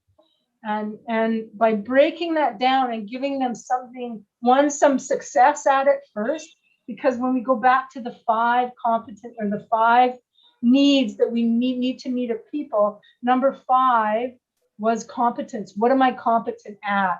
So that when he could get to the point of being, I can competently receive a ball, and the coach hit those pretty hard at me, and so I can do that, and then do it in the practice. Okay, now we're going to go back with your teammates. This is what's going to happen, and you're going to simply pass the ball around that player. And by one, I heard his comment, and I showed that he could trust me. Okay, need number 1. And then in terms of identities, that I told him he had a place on this team, and even though he didn't want to be on the field, he had to. I had to play him. It was part of the league rules. Every kid had to play. Every kid was supposed to play about the same amount of time. And that we really did truly need him. I needed him to step up so that he didn't lose it every time the ball came his direction. So I said, right now, even though you don't think you're losing the ball, every time you let it go and you let it go off the sideline, you're losing it to the other team. So you're kind of already doing that. So let's just not do that anymore, okay? Right? And that, his other need was, that he belonged on the team. The purpose, he had a purpose, one specifically for sport on our team, but that, outside of this, that this would help him with anything else that he was going to go practice, whether it was for music or some math practice or whatever, right? And that gave him the competence that he could do it. So break it down a bit more, break it down as much as you can, give them some one-on-one, build them up as a person, and get them competent at something. Like sport can always be broken down to another level where they're going to be good at it. They can get good at it. So I hope that helps. I don't have words to explain you. It's this day I'll remember till my last breath, the talks what the 3 Olympians has given. So no, it's really, I could see that the COVID-19 wouldn't have been there, or the pandemic, and we would have met. And the same, what I can feel, definitely the words what you have put in would have been transmitted to our young kids. They would have been definitely been motivated, thrilled, excited, and they would have taken the aura of what you 3 has shared today. Definitely, I believe that our kids should be in that area or circumference of your aura. So to get the vibes or the positive vibes they will get, and they will definitely inculcate the positive attitude. What you have told, yeah, aggression is required, but with what it is, that's most important. So now that the catalyst with what it is, aggression not always it's good, never it is bad, but it should be in the right direction, right time, right moment, right coefficient, it should be there, which will really help. And I think positivity with aggression and the way you have met us go through the life journey, we really salute you. Hats off to you, man. In fact, I would have taken more time, but already it's going to be 1 lunch break as there. But definitely, I give you, on behalf of all our organizers, an open invitation. All of you must visit India and our campus. And this is our first journey with you, definitely, ma'am. Please do come. We would love to be your host. Can't wait. Can't wait. Yes. So definitely. So I thank one and all for the before lunch session. And I feel that post-lunch also will be much exciting, and we will see that it will be an exciting session.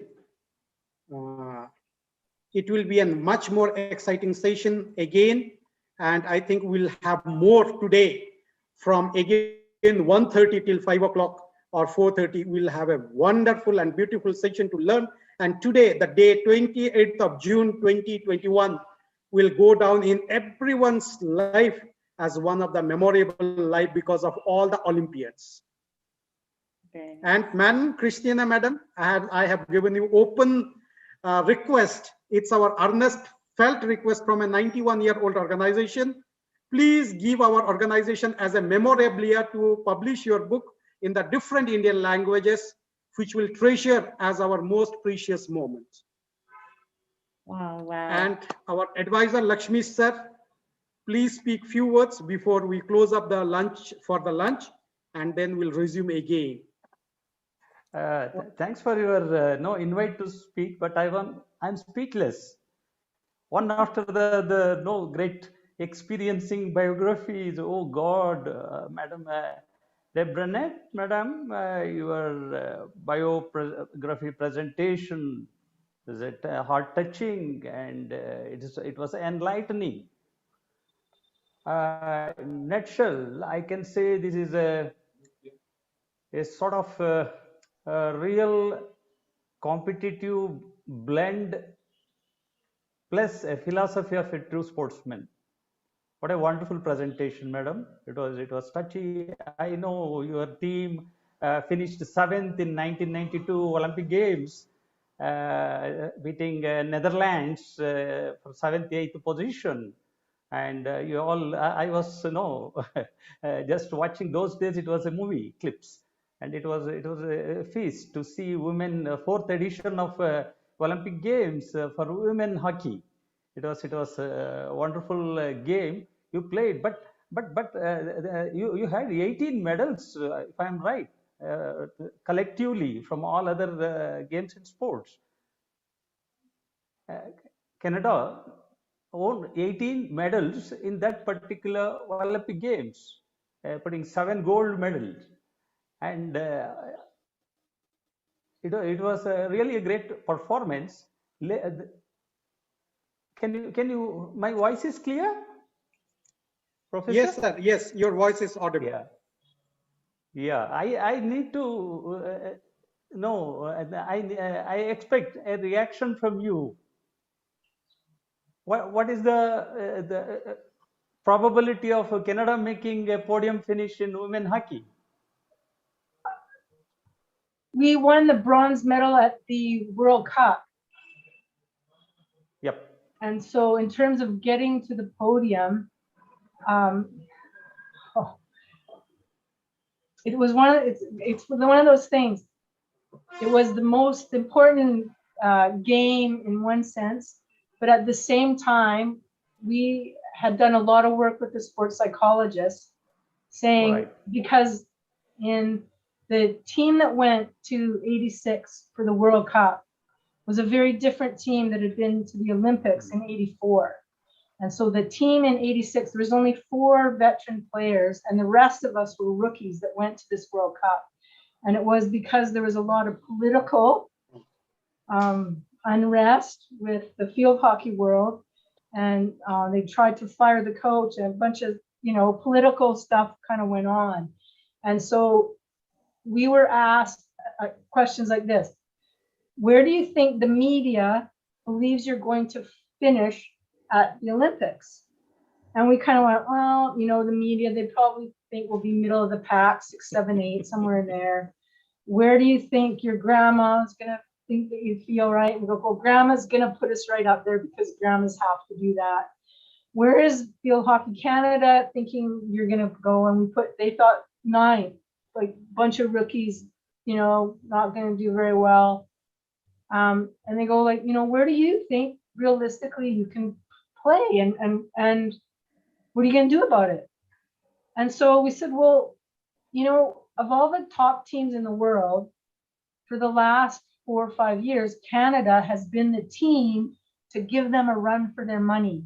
And yes, we're young, kind of a young version of that team, but the coach has seen in us, and that's again where Gabriel and Christina both, went to. You hear people that believe in you more than you know to believe in yourself. And so the coaches came and said, you guys have what it takes. We've picked you because you show these qualities that are necessary for you to get onto the podium. And so it was almost like they told us, like, you can do this, and here's why you can do it, and you're going to be able to do it, and we're giving you the tools you need to do it. And so again, the sports psychologist sat down and went, okay, 1 to 10, if you don't make it to the podium, what kind of person does that make you? And I mean, in the beginning, a lot of us were answering like, well, I'll be a loser. Like, that would be terrible. I'll be devastated. It'll be the worst thing that could ever happen to me. And they go, you need to look at the stats. Okay, when you get to the Olympics, it's like 0.0005 get a medal. Now, are the rest of those people a loser? Now, because you're an athlete, you can understand what goes into athletic performance. And I'm watching all these athletes from all over the world, and you go, well, no, because you know how much work they've put in.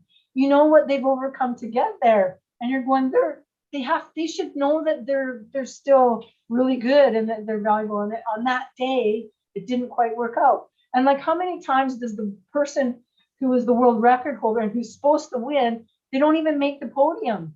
And it was just that day, it was that time. The Olympics is such a pressure cooker, because if you have a cold or you have menstrual cramps as women, like, you don't know what's going to be on 4 years ahead of they set out the schedule. Like, you don't know what's going to happen to you on that day, but you're expected to still perform.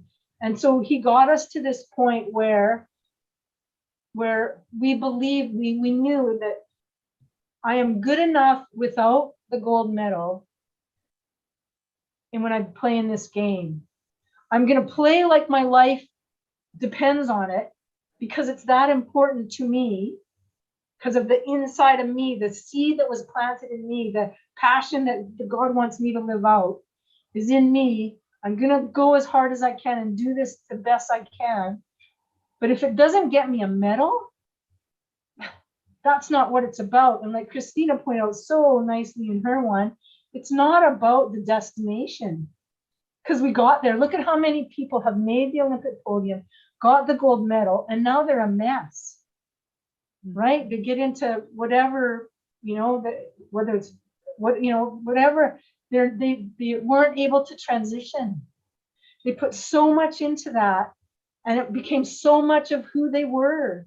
Those 5 questions didn't get answered at the basic level for them in something else, to know that as a person, just by being, because we can't control where we're born, what circumstances we're going to live in, and what we're going to have to break through to get through what that seed that's been implanted in us. We don't know what that's been, right? So we were able to get to a point where we were going to be able to give it us our all. And if we didn't get a medal, that was going to be all right. But we were going to know we did everything that we could, and that we were deserving to be there. And I think part of that attitude, we were a bit naive with knowing some of the other teams maybe, but when we came up against the big teams, we're the only team that Netherlands didn't defeat in that World Cup, because we beat them in pool play. Okay. Now, we didn't get another chance at them in the gold medals. We ended up having to go up against Germany, but no other team in that competition beat them. And so we beat them in pool play, and we beat some other big teams in pool play, right? And so when we got to the rounds to get into the gold medal game, we lost that one, but then we won when we got to the bronze medal. But again, it was, yeah, I hope that I kind of got long-winded on that, sorry.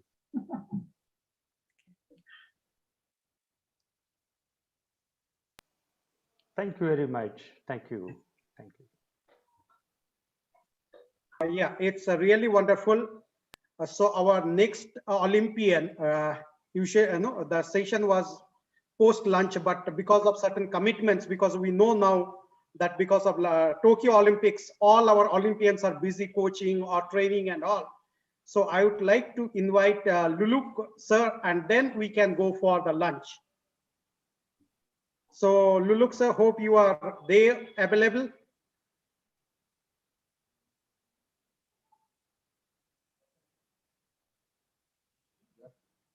Yes, sir. I will present my presentation here because I have to do my work.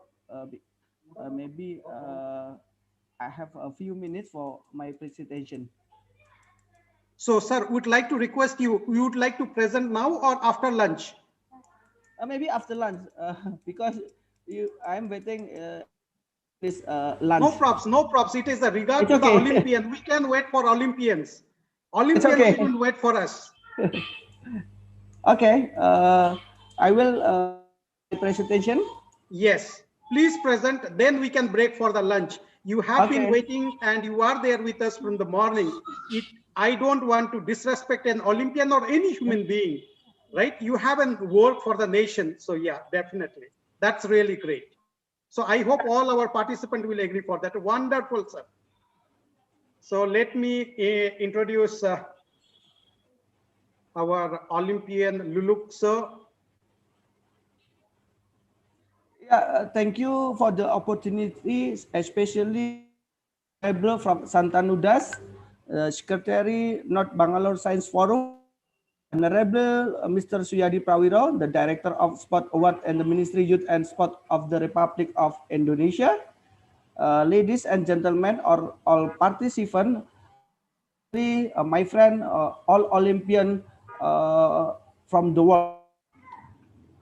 Good afternoon. Hello, everyone. It's great sir, to meet. I would like to interrupt you here. Let me introduce you because. No, okay. Yeah, okay, sorry. Yes. No props. So I would like to introduce everyone. Lulu, as he fondly called, was a member of badminton club PV Diarum. He was born in the small village of Pengkolrezu in the district of Japa Bulora, Central Java. He was the first son of the three siblings of the couple, Edi Sunarto and Sutlami. His parents, both educators at an elementary school. His father encouraged both his sports career in Jakarta and his educational development in Solo. In 1999, he was finally accepted in the national squad at the Palantus Kipyeong. And his first big international success came in 2001, winning the Thailand Open with Sigit Budiarto. In partnership with fellow countrymen Elvent Ulianto, Budianto won 4 top-tier international men's doubles title in 2004, the Thailand, the Korean, the Singapore, and the Indonesian Opens. They achieved a #1 world ranking that year despite a disappointing 2004 Olympics, which saw them eliminated in the round of 16. Since 2004, Budianto and Ulianto have struggled to achieve top form. Second place finishes in quadrennial Asia Games in 2006, Japan 2007, and Korea 2008 Opens, now called Super Series events, have been their highest finishes in major international tournaments. Though they won the Indonesian national titles in 2007. In 2006, they also won a bronze medal at Asian Badminton Championship in Johor Bahru, Malaysia.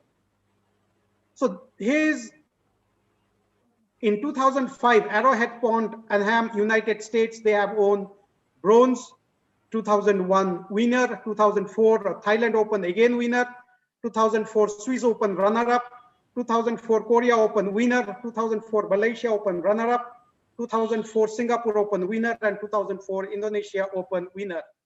And his medals and all are n number. It runs to, if I'm not wrong, 6 pages. So instead of going through his profile, let us listen to, and this is the Olympian Day, let us listen from an Olympian. Over to Luluk sir. Yeah, thank you, Prof. Santanudas. It's very completely then explain my achievement here in the virtual international conference. Hello. Yes, sir. Do you hear me? Yeah, we are hearing Yeah. you. Okay, I will continue my presentation. Yes. I will repeat it about my life journey. Good afternoon and hello everyone. It's great to meet all of you. I hope everyone stay healthy during pandemic of COVID-19. I would like to share about my life and my badminton career. I'm coming from the rural area or village. You can call me. You can call it Awang Desa in Java language or in Indonesia language orang desa.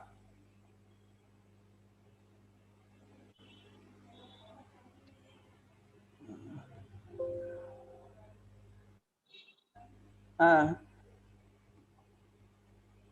and this is about my video when I play in the Asian Game in 2006.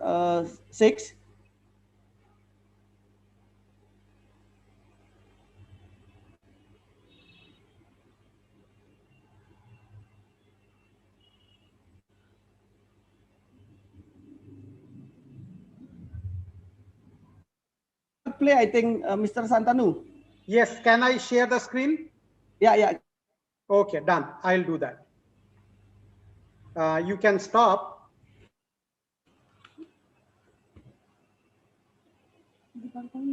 Stopnya mana? Stopnya mana? Stopnya.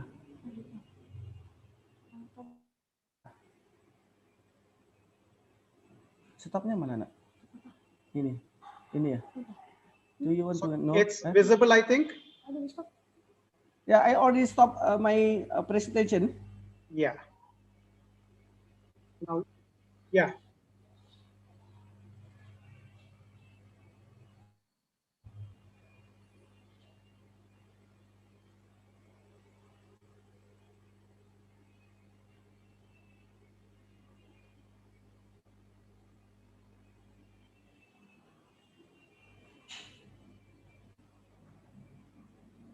So is it audible or let me see.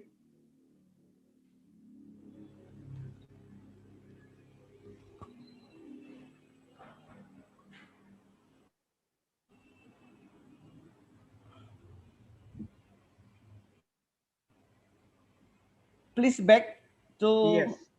Yeah. Thank you. Yeah, you can play please the video. No, here it's not playing. It's not playing. Okay, let's continue, Prof. Santanu. Yeah. It's okay. This is a map of Indonesia. Indonesia is our home. Then next. This is about map of word map. Then next. This is the Indonesian map.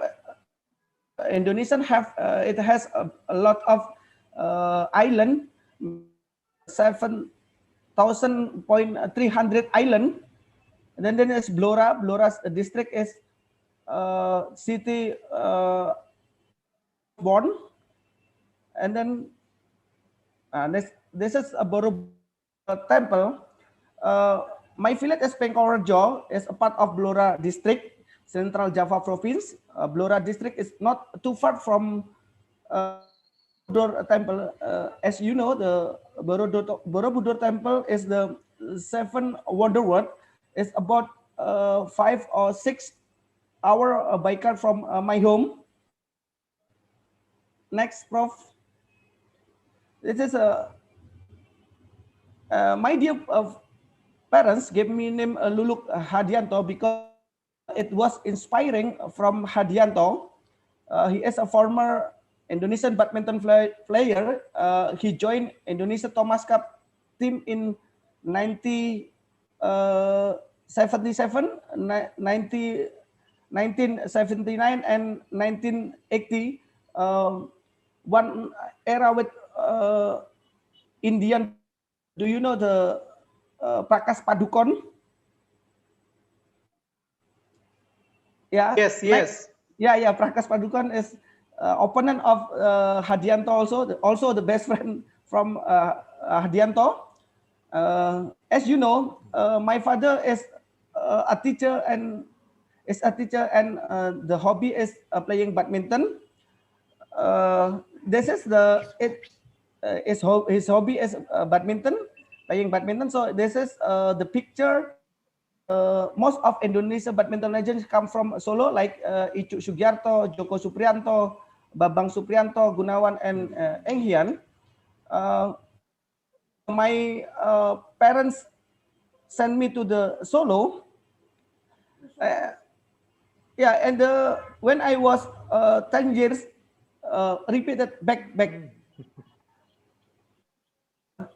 When I was 10 years old, secondary school grade 4, my father sent me to the badminton hall by motorbike.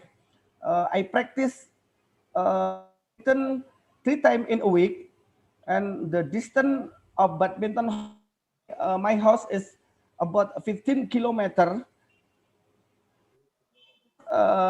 My father was busy. I have to reach badminton hall, or I went to practice badminton by myself. Then I ride bicycle. It's about 5 kilometers. Then change to the public transportation. Ladies and gentlemen, there's no success without hard effort. I will continue. When I was 12 years old, next, Prof.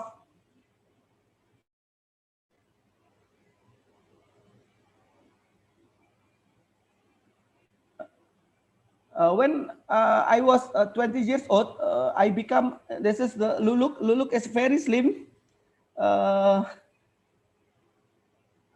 When I was 20 years old, I became a winner badminton student championship in Blora, at Blora district. So I got a chance to compete in the level province, but I lose in the first round with the player from Solo City. Solo is part of Central Java province also.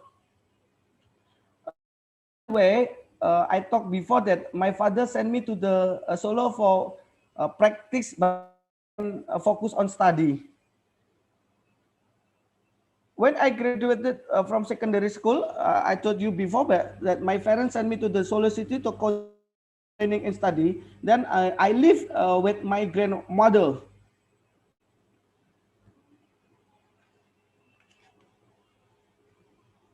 Photos number 2.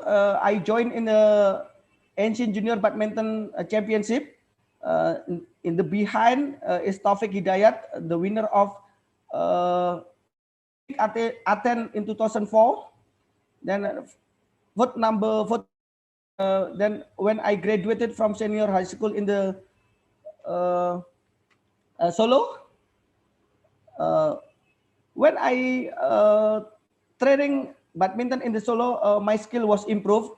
So the biggest club offered me to join, but my father told me that I can join to the Jarum Badminton Club when I graduated from senior high school. I joined to the Jarum Badminton Club in 1997, and I joined in the national team or national squad when I become a champion national selection for men's double in 99.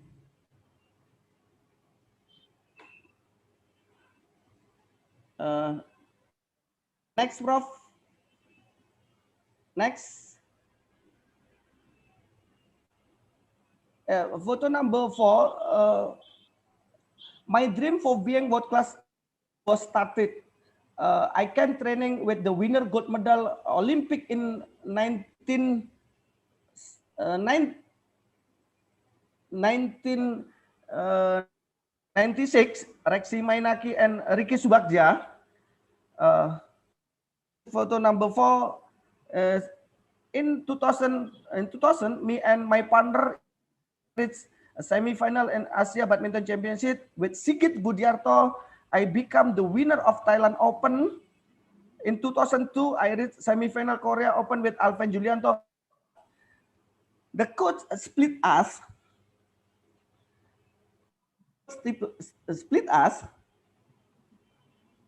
So in 2003, I didn't have a partner. Then I think the national team will remove me. Then my father supporting me. I called my father. I discussed with my father. My father told me that I have to do exercise more than other player. And when the coach give Lulu and partner an opportunity to join international tournament, Lulu and partner must win. And then in partner Alven in 2004 won a tournament. We reached world #1 rank for men's double, but we disappointed. We failed in Olympics game. Olympic game in Athens 2004. Since the failure at the Olympics game in 2004, bronze medal World Badminton Championship in Anaheim, USA 2005. And then bronze medal All England, runner-up Asian Game in 2006. Four is we become a champion in Jarum Indonesia Open in 2004. Photo number 5 is we lost with. And photo number 7 is we got a silver medal in Asian Games. Then is photo number 8 and 9 is we are joined in the opening ceremony of Olympics game in 2008 in Beijing. We joined in the Olympics game in Beijing, but we failed again and failed again. And then 2009, I resigned from the national team to study in the University of Indonesia. I also become as a professional player. In 2009, I got an opportunity to be civil servant in the Ministry Youth and Sport of the Indonesia. Become a professional player, it means I have to pay all training and competition itself. During a professional player, I play with Wijaya, the winner of Olympic game in 2000, and also Joko. I became a professional player 2 years. 2 years, and after that I focused on my study, and I graduated from the University of Indonesia with the major public administration in 2013. This is photo number 11, 14, and 15. In 2013, my institution asked me to develop a performance of badminton sport in Ragunan Sports School. Ragunan Sports School is under program of the Ministry Youth and Sport of the Republic Indonesia. So the result of my coaching is take a part of the Youth Olympic in 2018. Then World Junior Badminton 2016, World Junior 2017. One of my students, Yeremia, he won in World Junior Badminton Championship 2017, and then also Yeremia won Spain Master in 2021. During I'm coaching in the Ragunan Sports School, I also continue my postgraduate study in the sport management, and at the Jakarta State University, and I graduated in 2016. I also become commentator for badminton competition, like photo number 16, 17 also. This is a new field for me, new experience, but I have to trying to do my best. So the first time, I also worry about I can not or I can do it or not. This is I thought to myself, I can do it, I can do it, and I can do my best in for my future. And then photos number 19, as civil servant. Can you play this photos number? Can you play this video?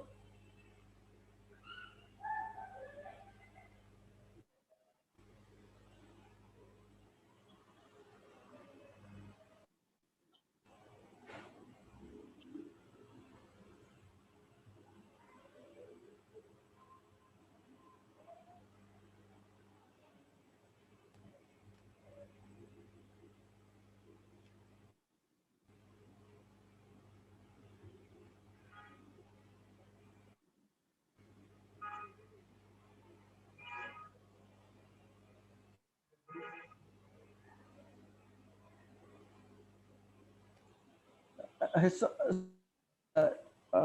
its voice is not good enough.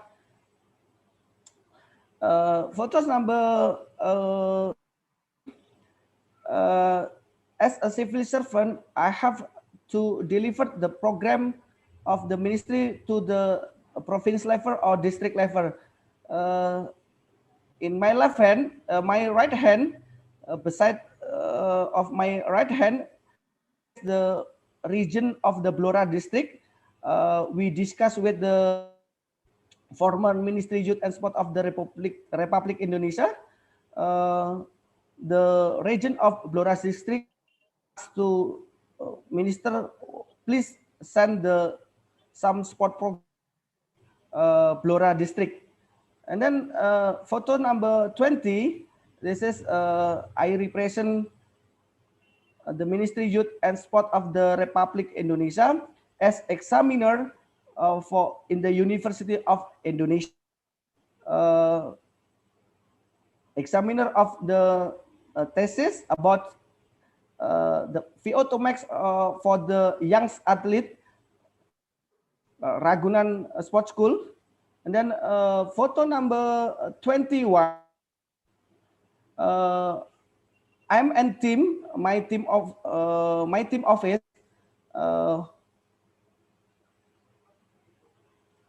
We did our project for vaccine Indonesian athlete and the coaches.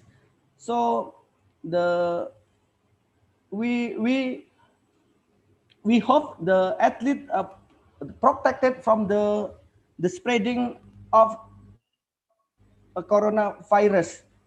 And then photo number 22. Number 22. I also represent of Olympians doing some activities. We educate sport to we educated people to make sport as their. And photo number 23, I become a volunteer to fight a coronavirus. I become volunteer to fight a coronavirus. And then it is last photo. This is my graduation in the University of Indonesia with my wife. And then next, prof. And then this is my family. I have 3 kids, 2 son and 1. There's we wearing we use the recent culture. Next, prof. Then I adopt the USA actor. His name is Jimmy Dean. I can't change the direction of the wind, but I can adjust my sails to always reach my destination.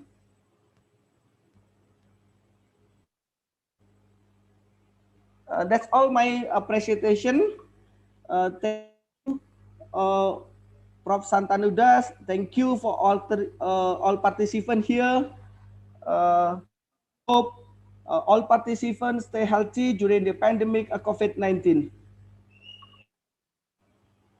It was a really heartwarming presentation about your family and the way, and it is like like a going through the real live how you had been from a small kid and how you reached the Olympic and then volunteering and coaching. So it's really walking through your life, understanding and how the coaches has split your team and how you had been feeling that. As earlier speaker, our Madam Christiana and Deb Burnett has been speaking, and then our Gabriel sir, that emotional disturbances, emotions, the moment you are doing well and world number one, and suddenly you one day you find that you have been splitted, and that's how it happens. Like in India, we could find in cricket, especially, I know that Tendulkar and Saurabh Ganguly was doing wonders and they were rocking the world, but suddenly coach has splitted them, and then the end of the opening batsman in India. So these are the very small examples, but yeah, the team, because when there is a team effort, the team you break, that automatically it's a heart-wrenching story. So I really thank you for accepting, and Suyadu Pairo sir, that he has given us such an Olympian who was into the world number one, and suddenly because of certain decisions he was out of the game, and suddenly he has taken coaching and studying and all those. But I could see the fire in you, the passion in you, and wish that our younger Luluk, that means your son, maybe one day come back again to cherish your dream and live your dream, what you have left, how your father has dreamed and he has given you Hidianto, Luluk Hidianto. Same way, I think your son will carry your tag, and I think he will rock the world. So before going in for, I would like to ask our chief coach and advisor, Lakshmi sir, if you have anything to speak, and even Deb Burnett madam, if you have anything to ask, or if audience has anything. Yes, already ma'am has told, I so admire how you give back to the next generation and are inspiring them to move forward. Yeah, that's really true. Yes, Professor, it's really a great journey, life, story of the greatest sports person from Indonesia. Mr. Luluk, terima kasih. Sama-sama. Apa Mas kabar? William, Apa Apa kabar? kabar? Fine. I'm good. Yeah, but Thank you. the spreading of coronavirus is high level now in Indonesia, especially in Jakarta. My office is locked down right now. Oh, okay. Get well. No, we pray for quick recovery of all the friends of yours in your office. That's the thing. So it is. We have seen you in action. World Championships and Olympic arena and all. You are like Mercury, and we expected. Indians are a little badminton pro society.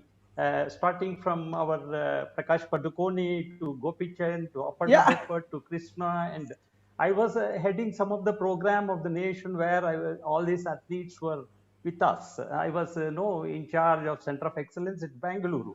You must be knowing Mr. Gangula Prasad is a coach of Gopi Chand. You remember? Because he won All England in 2001, I think. Yes. Then now is so many friends stay in India right now for developing badminton in India. Yep. Yeah, so, like my friends stay in the Assam, also in Hyderabad. And Bengaluru. Yeah, and also in Guwahati. 3 pockets are there in India. It has produced more badminton players. 3 places. But Hyderabad is now the center because our Pulela Gopichand is there. He has got sport academies and so on and so forth. Fine. Please, But, yeah, please send my hello to Gobichan. Yep, sure. Fine. It's wonderful to hear your life journey. In fact, we were all sport-loving people. That to badminton, we were always thinking Hajianto is a big name. You were Malaysian this thing, and we, in fact, we expected a lot from Luluk.